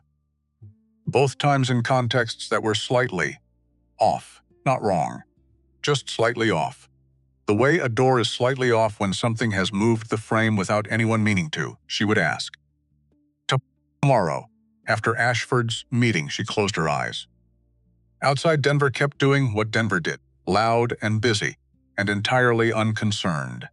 And May lay in the dark and thought about fence posts, and her father's hands, and a man who chose slower when faster was available, and what it might to trust someone enough to fight for them before they'd asked you to. Don't, she told herself. Not yet. But the thought was already there. It had been there for a while, actually. She was just getting honest about it. She was up before the city, May dressed in the gray pre-dawn, and sat at the small writing foot by the window, opened her notebook, and wrote out everything she remembered about Gideon Pruitt. Not impressions, not feelings, facts. The kind you could point to, the kind that held their shape under pressure. He appeared in the correspondence files twice. First in a letter from 14 months ago, Eli thanking him for handling a property dispute on the eastern boundary of the valley. Second in a note from 7 months ago, Eli asking him about a licensing issue with one of the northern sites. 7 months ago, which was approximately when Bertie had told her Raymond began his most recent campaign.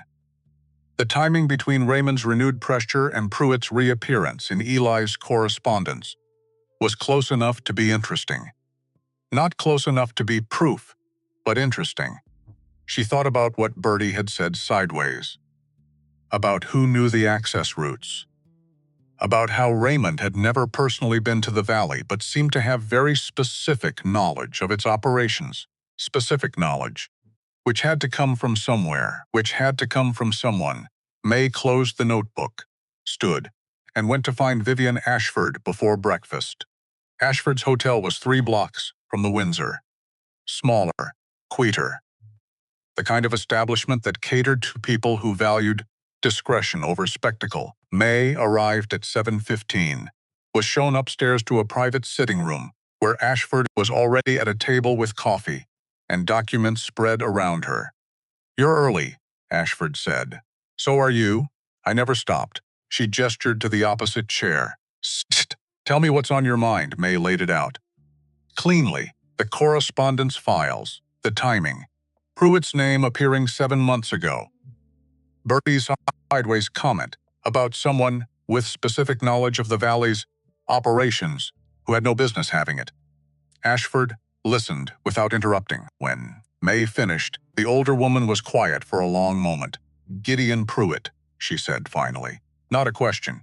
You know him. I know of him. I know his father. His father was a decent man. She set down her coffee cup. I've had some concerns about the son for about 8 months. Financial irregularities.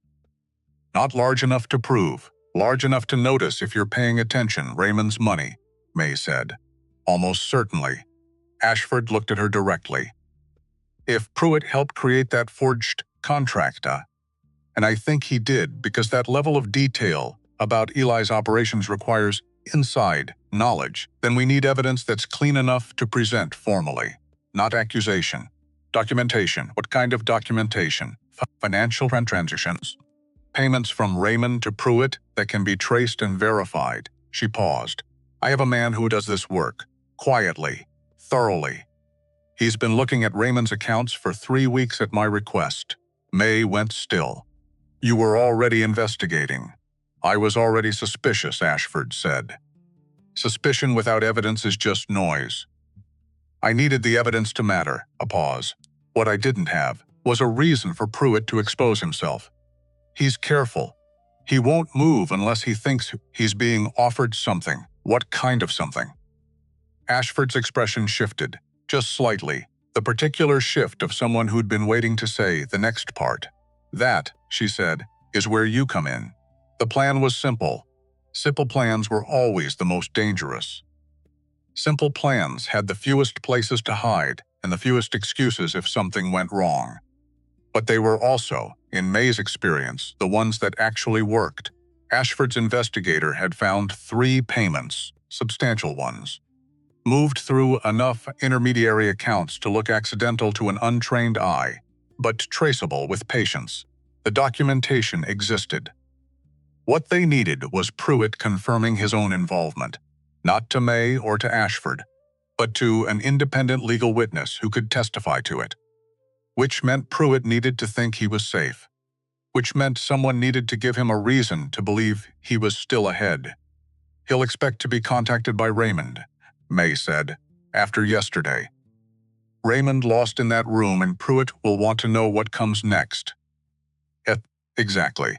And then Raymond positioned to contact anyone usefully. He's managing his own collapse. So Pruitt will be waiting. Uncertain. Uncertain men make mistakes, Ashford said. Especially when someone offers them the impression that there's still an exit. An exit. May looked at her. You want me to be the someone. You're the only persons in this scenario. Pruitt has underestimated, Ashford said simply. Raymond underestimated you and lost a room. Pruitt wasn't there. He only heard the version Raymond would have told, which I guarantee made the failure everyone's fault but Raymond's. So Pruitt thought he was dealing with a mountain girl who'd gotten lucky in a formal setting. Good, there's one condition, May said. Name it. Eli doesn't know until it's done. Ashford raised an eyebrow. Just one. He'll want to be involved, May said. And if he's involved, Pruitt will see it coming. Eli is.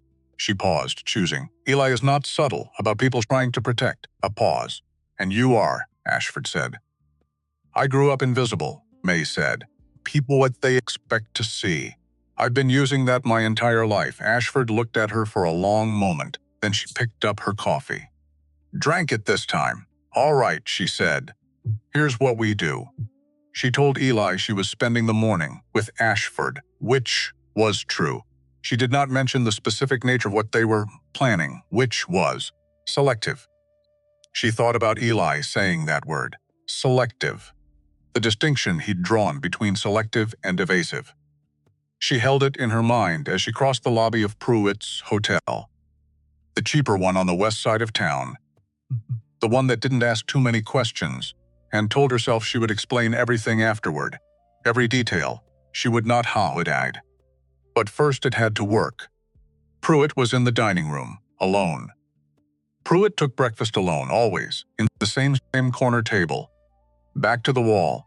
May noticed the back-to-the-wall thing immediately. Eli did the same thing. For a moment that awareness sat in her chest like a stone. Then she crossed the room. Pruitt looked up when she approached, registered her. His expression went through 3 things very fast. Surprise, calculation. Something that wanted to be dismissive and couldn't quite commit to it because something in how she was walking told him dismissal might be a mistake. Mrs. Cross, he said. Mr. Pruitt. She sat down across from him without being invited. I thought Sash was speak. Privately. Before this gets any messier than it needs to be. A pause. I'm not sure what you think we have to discuss, he said. Careful. Raymond, she said. And what happens next for everyone involved? His eyes moved. just briefly. To the door, back to her. She let him look. Let him calculate. Raymond lost yesterday, she said. I imagine you know that. I heard something about the meeting. He lost completely. The investors are satisfied. The commissioner saw no grounds for intervention. She kept her voice level. Factual. Which means Raymond is going to need someone to blame for the failure. And the people in the most exposed positions are always the ones who helped him. Pruitt was very still now. Good. I'm not sure what you're suggesting I know about Raymond's. 7 payments, she said quietly. Over 8 months. The most recent one 3 weeks ago. Complete silence. She held it. Didn't fill it. Her father had taught her that. The person who fills the silence first is the person who's more afraid of it. Pruitt was afraid of it. He started again. You can't prove, Mr. Pruitt. She leaned forward slightly. I'm not here to threaten you. I'm here because you helped someone create a document with my husband's forged signature on it, and I think you knew, somewhere, that it was going to go badly, and now it has gone badly. And only question is what position you're in when the formal investigation begins. He went white. Not pale. White, she kept her face neutral. Formal investigation was not a guaranteed thing. Not yet. But Pruitt didn't know what she knew and what she didn't, and uncertain men filled in the blanks with the worst version. What do you want? He said. Lo, I want the truth, she said simply. About the contract. About how it was made. About what Raymond asked you to do and when. And if I give you that, then you're the witness who came forward, rather than the accomplice who got caught. There's a significant legal difference between those two positions, she paused. I'm not your attorney, but I understand how these things tend to work. He looked at her, long she could see him weighing it. The mathematics of a person calculating which version of disaster was less disastrous. What he didn't know was that Ashford's legal representative was in the hotel, 2 tables over, nursing coffee. Appearing entirely uninterested in this conversation while hearing every word of it. What he didn't know was that the documentation Ashford had compiled was already in the hands of the territorial attorney's office. What he didn't know was that the investigation had already begun. May watched him decide. She watched the moment, visible if you knew how to look, when a person stops trying to find a way out, starts trying to find the least painful way through. The contract, Pruitt said, quickly. Tell me, she said, and he did. She came back to the Windsor at 10:30. Ely was in the sitting room, papers in front of him, cough going cold beside them. He looked up when she came in and something in her face told him immediately that something had happened. Where were you? He said. With Ashford. True. Mostly true. She sat down. And then I had a conversation with Gideon Pruitt. The silence that followed was its own kind of weather. You what? I spoke to Pruitt. Ashford's investigator had the financial documentation, the payments from Raymond to Pruitt, 8 months of them. I used that to get Pruitt to confirm his involvement to a legal witness this morning. She kept her voice steady. He confirmed everything. How the contract was made, Raymond's instructions, the timeline, all of it. Ashford's representative was present and has the full account. Pruitt will cooperate with the investigation in exchange for reduced exposure. Eli was on his feet, not toward her, just up, like he needed to stand and had nowhere particular to go. You went to Pruitt alone, he said. Yes, without telling me, yes. May, if you'd known, she said, you would have wanted to come. And if you'd come, Pruitt would have seen you and understood immediately that he was walking into something. He had to believe he was dealing with someone who didn't know the full picture. She looked at him directly. I was the only person in this situation he'd underestimated enough to be careless around. That's not. It worked, she said. Quiet, not triumphant, just factual. He stopped, stood very still, and then something happened that she hadn't anticipated. He turned toward the window. Away from her, and she saw it, the set of his shoulders. The particular way a person holds themselves when they're managing something they don't want visible. Not anger, Fear, Eli. He didn't answer right away, Eli. Look at me. He turned, and his face, for the first time since she'd met him, was not managed. Was not carefully arranged into the particular expression of a man who decided long ago that the safest approach to his own feelings was to have them very quiet where no one could see. I have lost everyone I trusted, he said, low, like the words cost him something. My father, Gideon, people I built things with. A pause. I sat in that room yesterday and watched you defend me in front of 20 people, and I thought, this is the person I am not going to lose. His jaw tightened. And then you walked into a situation alone, with a man who helped forge my name on a legal document, and didn't tell me because I couldn't risk you. I know why you did it, he said it like the knowing made it harder, not easier. I know exactly why, and you were right. Strategically, tactically, you were right. He looked at her. And I am still terrified. That's the honest answer. I'm terrified of what could have happened and didn't. The room was very quiet. May looked at this man. This complicated, carefully broken man who'd shown up at her door in threadbare wool and paid in gold and stood with his back to the wall.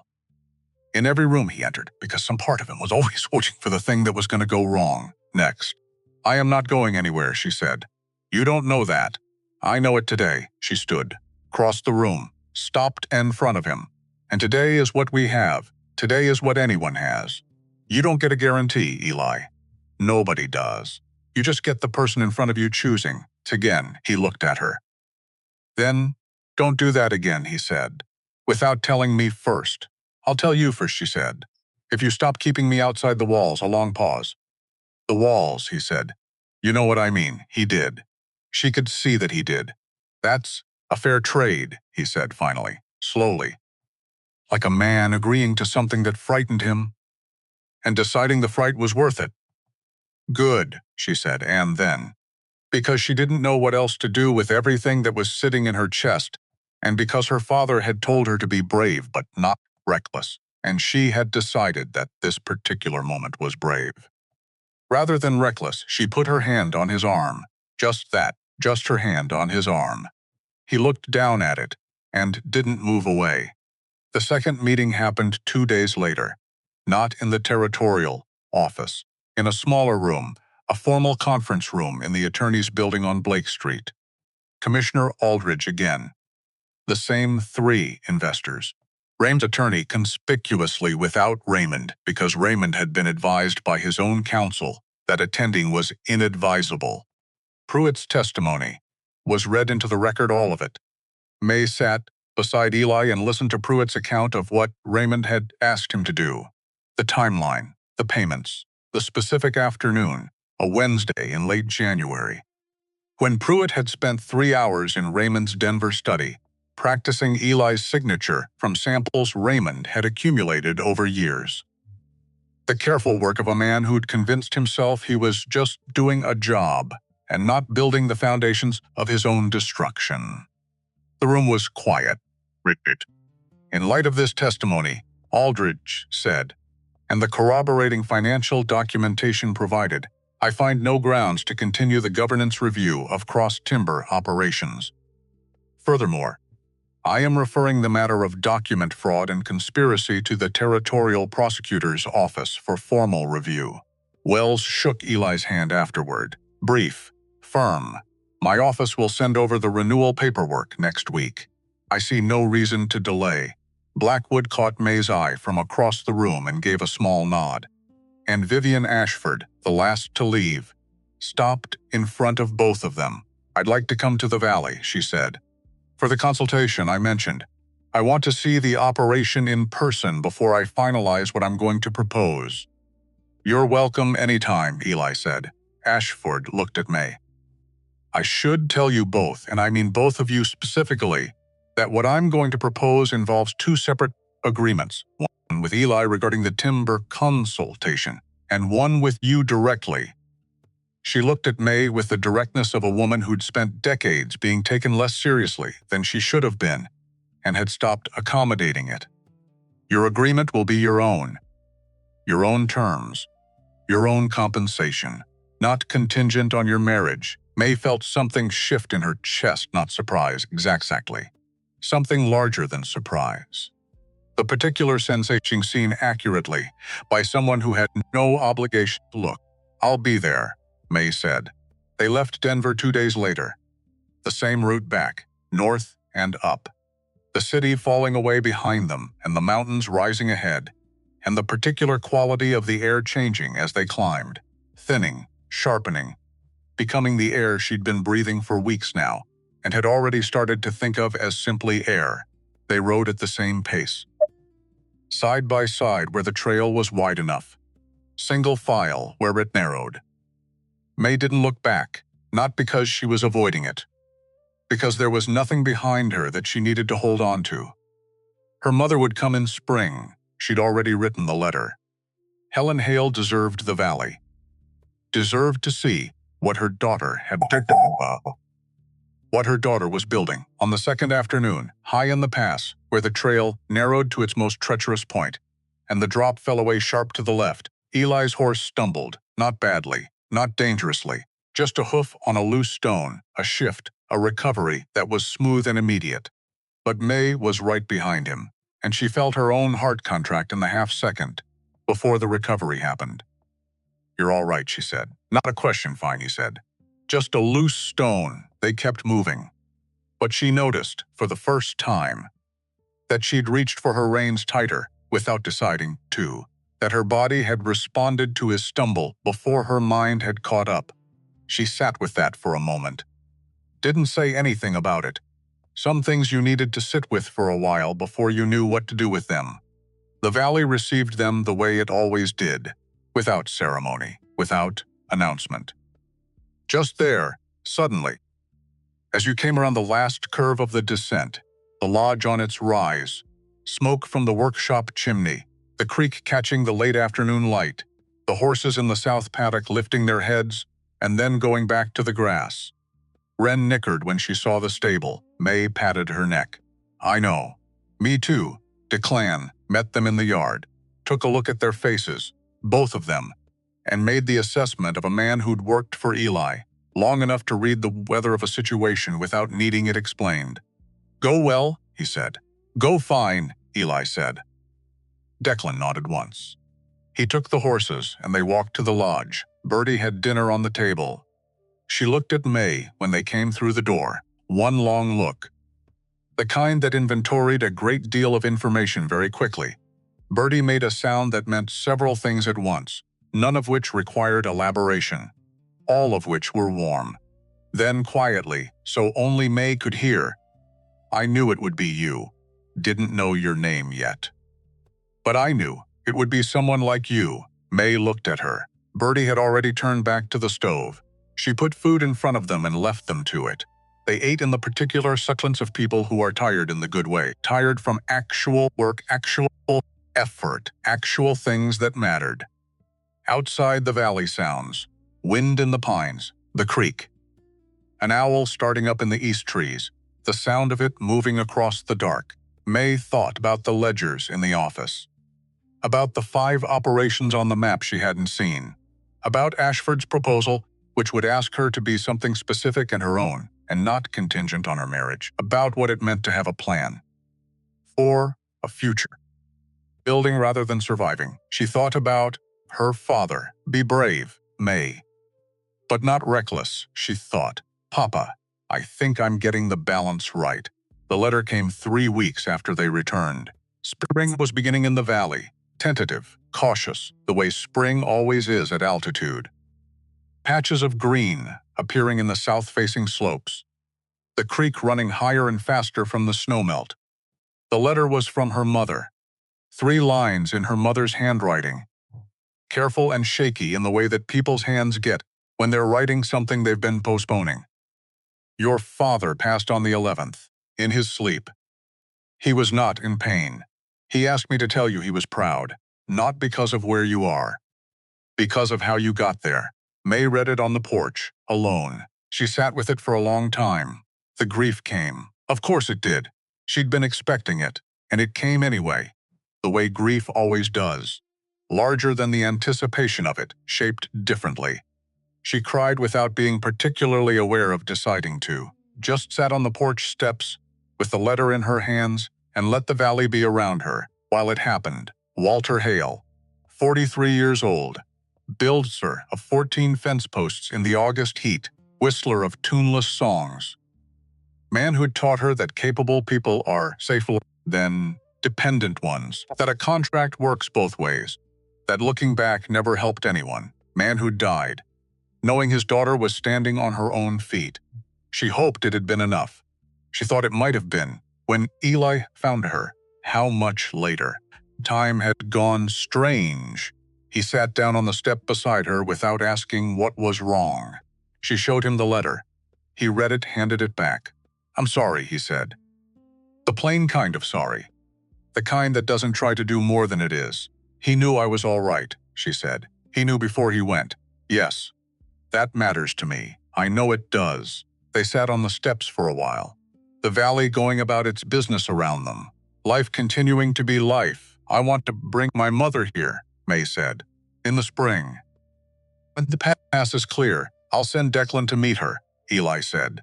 "She'll argue about the help. Tell her it's for the horses, not for her." "She can argue about that instead." May almost laughed. The almost was enough. "There's something else," she said. "Tell me." "I've been thinking about Ashford's proposal. She wants me to help her assess operations. Not just timber. Mining, land management, other industries. The perspective of someone who's looked at these questions from the side that doesn't have the money. That's a real skill," Eli said. "I know it is." She looked at him. "I want to take it. As my own arrangement, my own work." "Yes," he said. "Simple, immediate. You don't need to think about it?" "No," he met her eyes. "You've been doing this work since you got here. You just haven't had a name for it or been paid for it. Both of those things should change." She looked at him for a moment. "You're very easy to agree with when you're being reasonable," she said. "I'll try to be reasonable more consistently.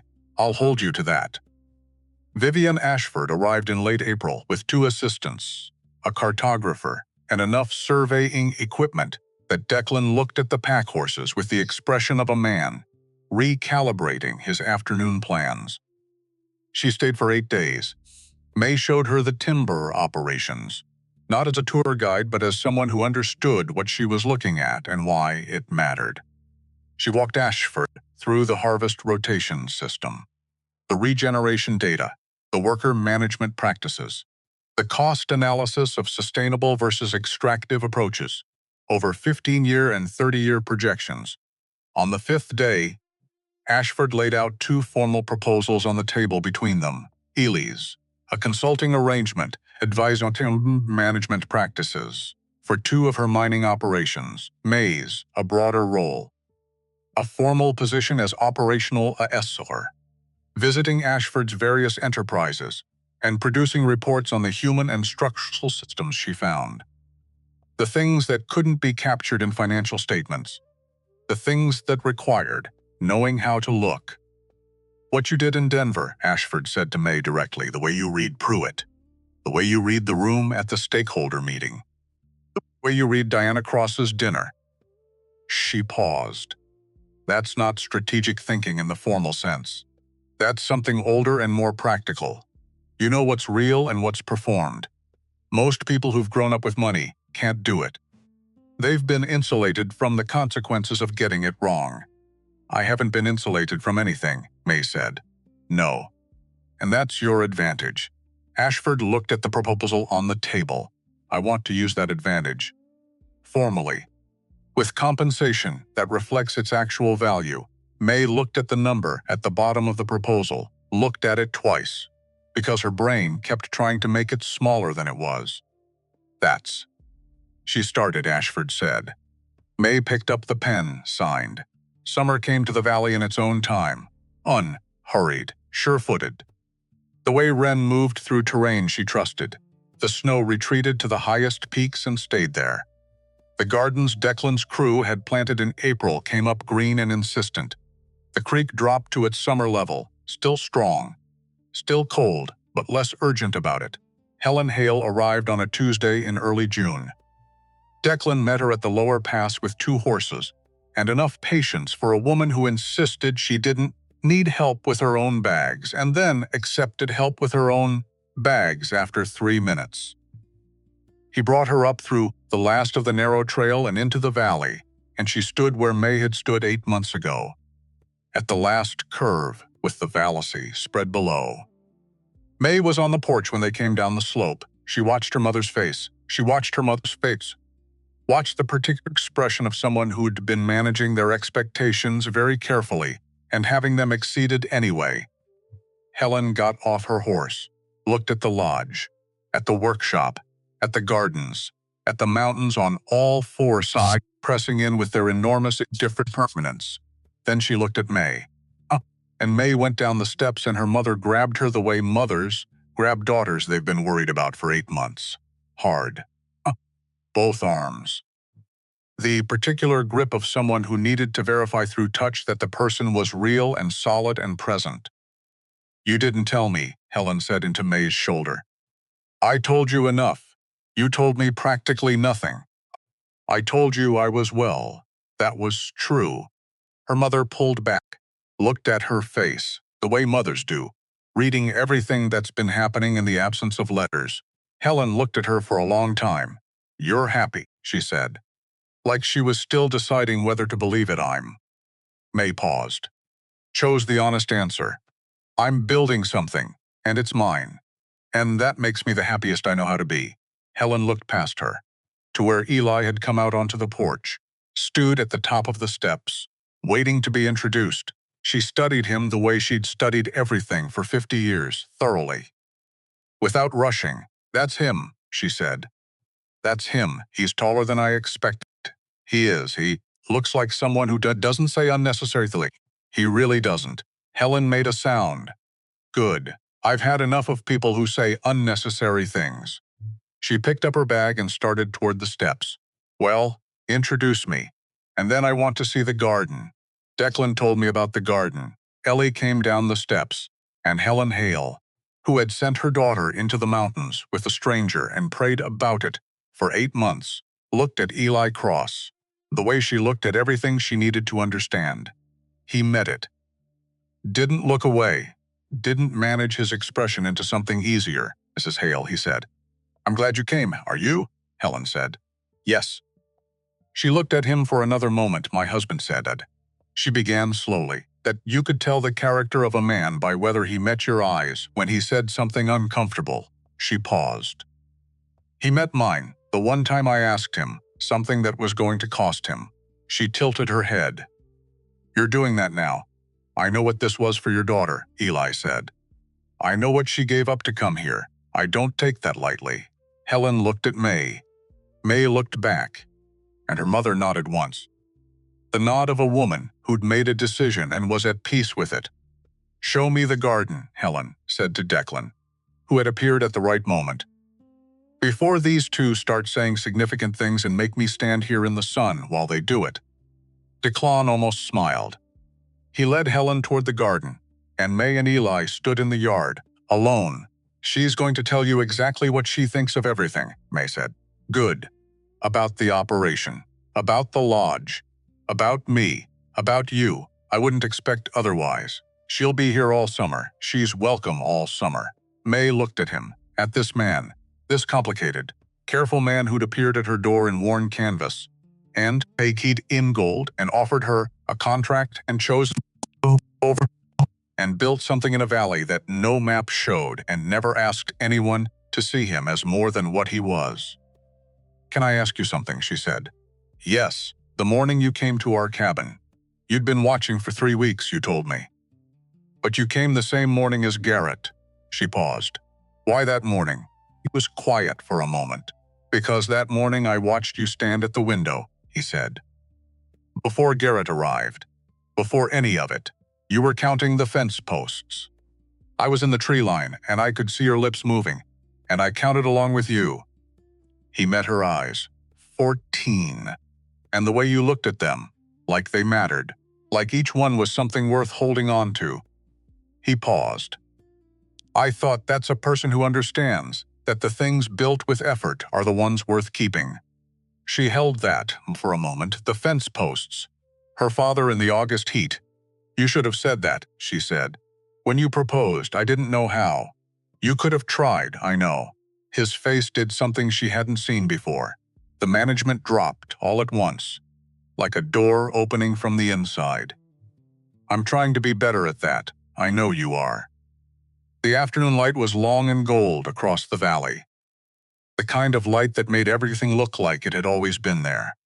Like it had always been exactly this and nothing else. May took one step closer, and then another, and he didn't step back. She put her hand against his chest, felt his heart, faster than she expected, faster than his face was showing. He was better at the face than the heart. She noted that. Kept it close. "I choose you," she said quietly. "I want you to know that, not because of the contract, not because of what you have or what you built, because of how you look at 14 fence posts and understand why they matter." She paused. "That's what I'm choosing." He put his hand over hers. "Against his chest, I know," he said. "And then, I choose you too. I chose you the moment you said still a lie and didn't take back the words to make me feel better," she laughed. "A small one. Real, terrible romantic moment to remember," she said. "It's the one I have. I'll take it." And he kissed her. Properly, without the reserve of a man managing distance. The kind of kiss that has weeks of careful restraint behind it and doesn't apologize for that. The valley went about its business around them, the workshop, the creek. Helen's voice from the garden telling Declan something emphatic about tomato steaks. Wren in the paddock standing in her patch of sunlight. Autumn came. Then winter, then spring again, and this time May recognized the signs earlier. The particular quality of the melt, the way the creek changed its voice, the way the birds returned in a sequence she'd learned to read. She had learned the valley the way her father had told her to. Better than anyone, in some ways.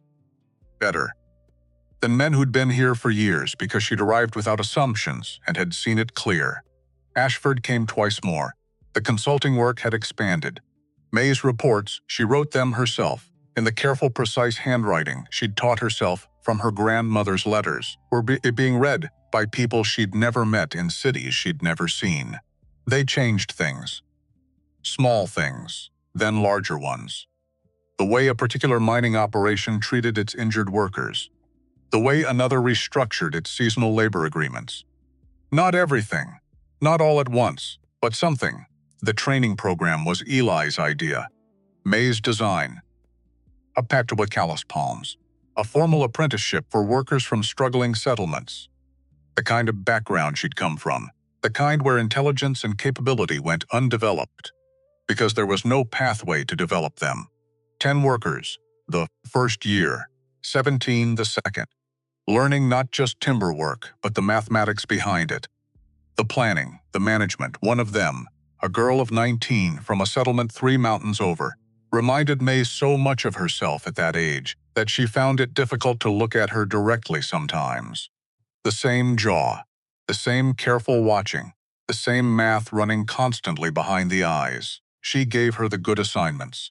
Made sure she understood why.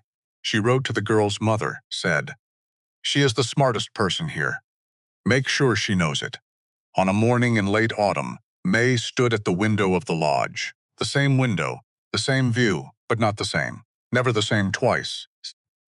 Because the valley changed with the light in the season, and the particular configuration of clouds against the peaks and what you were bringing to it when you looked. She'd been standing here for 11 minutes. She knew because she'd counted.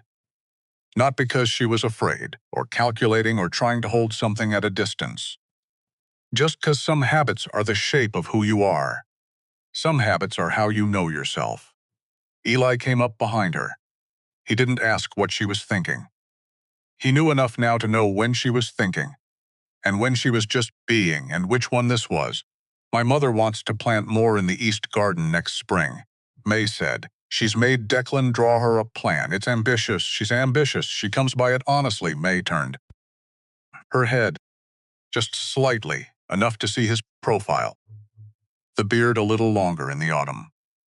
The gray at his temples she'd noticed was spreading and had decided she liked. The particular quality of stillness in him that she'd thought, once, was coldness, that she knew now was something else entirely. The stillness of a man who'd learned early that the world was not safe, and had built carefully around that knowledge and was, slowly, carefully, learning to build differently.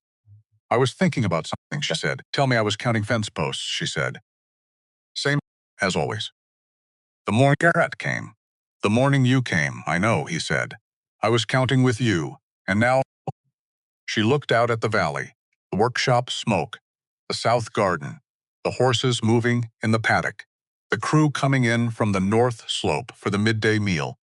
Her mother's voice from somewhere inside, telling the cook something with the particular authority of a woman who'd been running a household longer than the cook had been alive.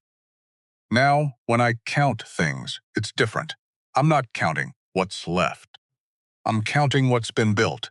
He put his hands on her shoulders, not pulling her back, just there. Present. How many? He said. She looked out the window, counted the fence posts around the paddock that Declan's crew had built last spring. The garden rows her mother had organized. The new apprentice workshop. The creek channel that had been cleared and reinforced. The training program with its 17 workers. The letters she'd sent. The reports that had changed things. The woman in the East Mountain settlement who was managing her own household accounts. Now, because May's report had led to a payment structure that made that possible, the 14 was a child's number. These were too many to count.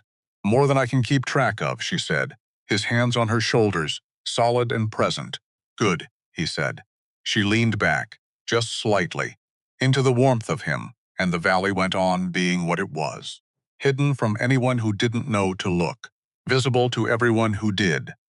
Built by people who understood that the things worth having are the things you build with your hands and your choices and the long, patient work of someone capable of keeping them.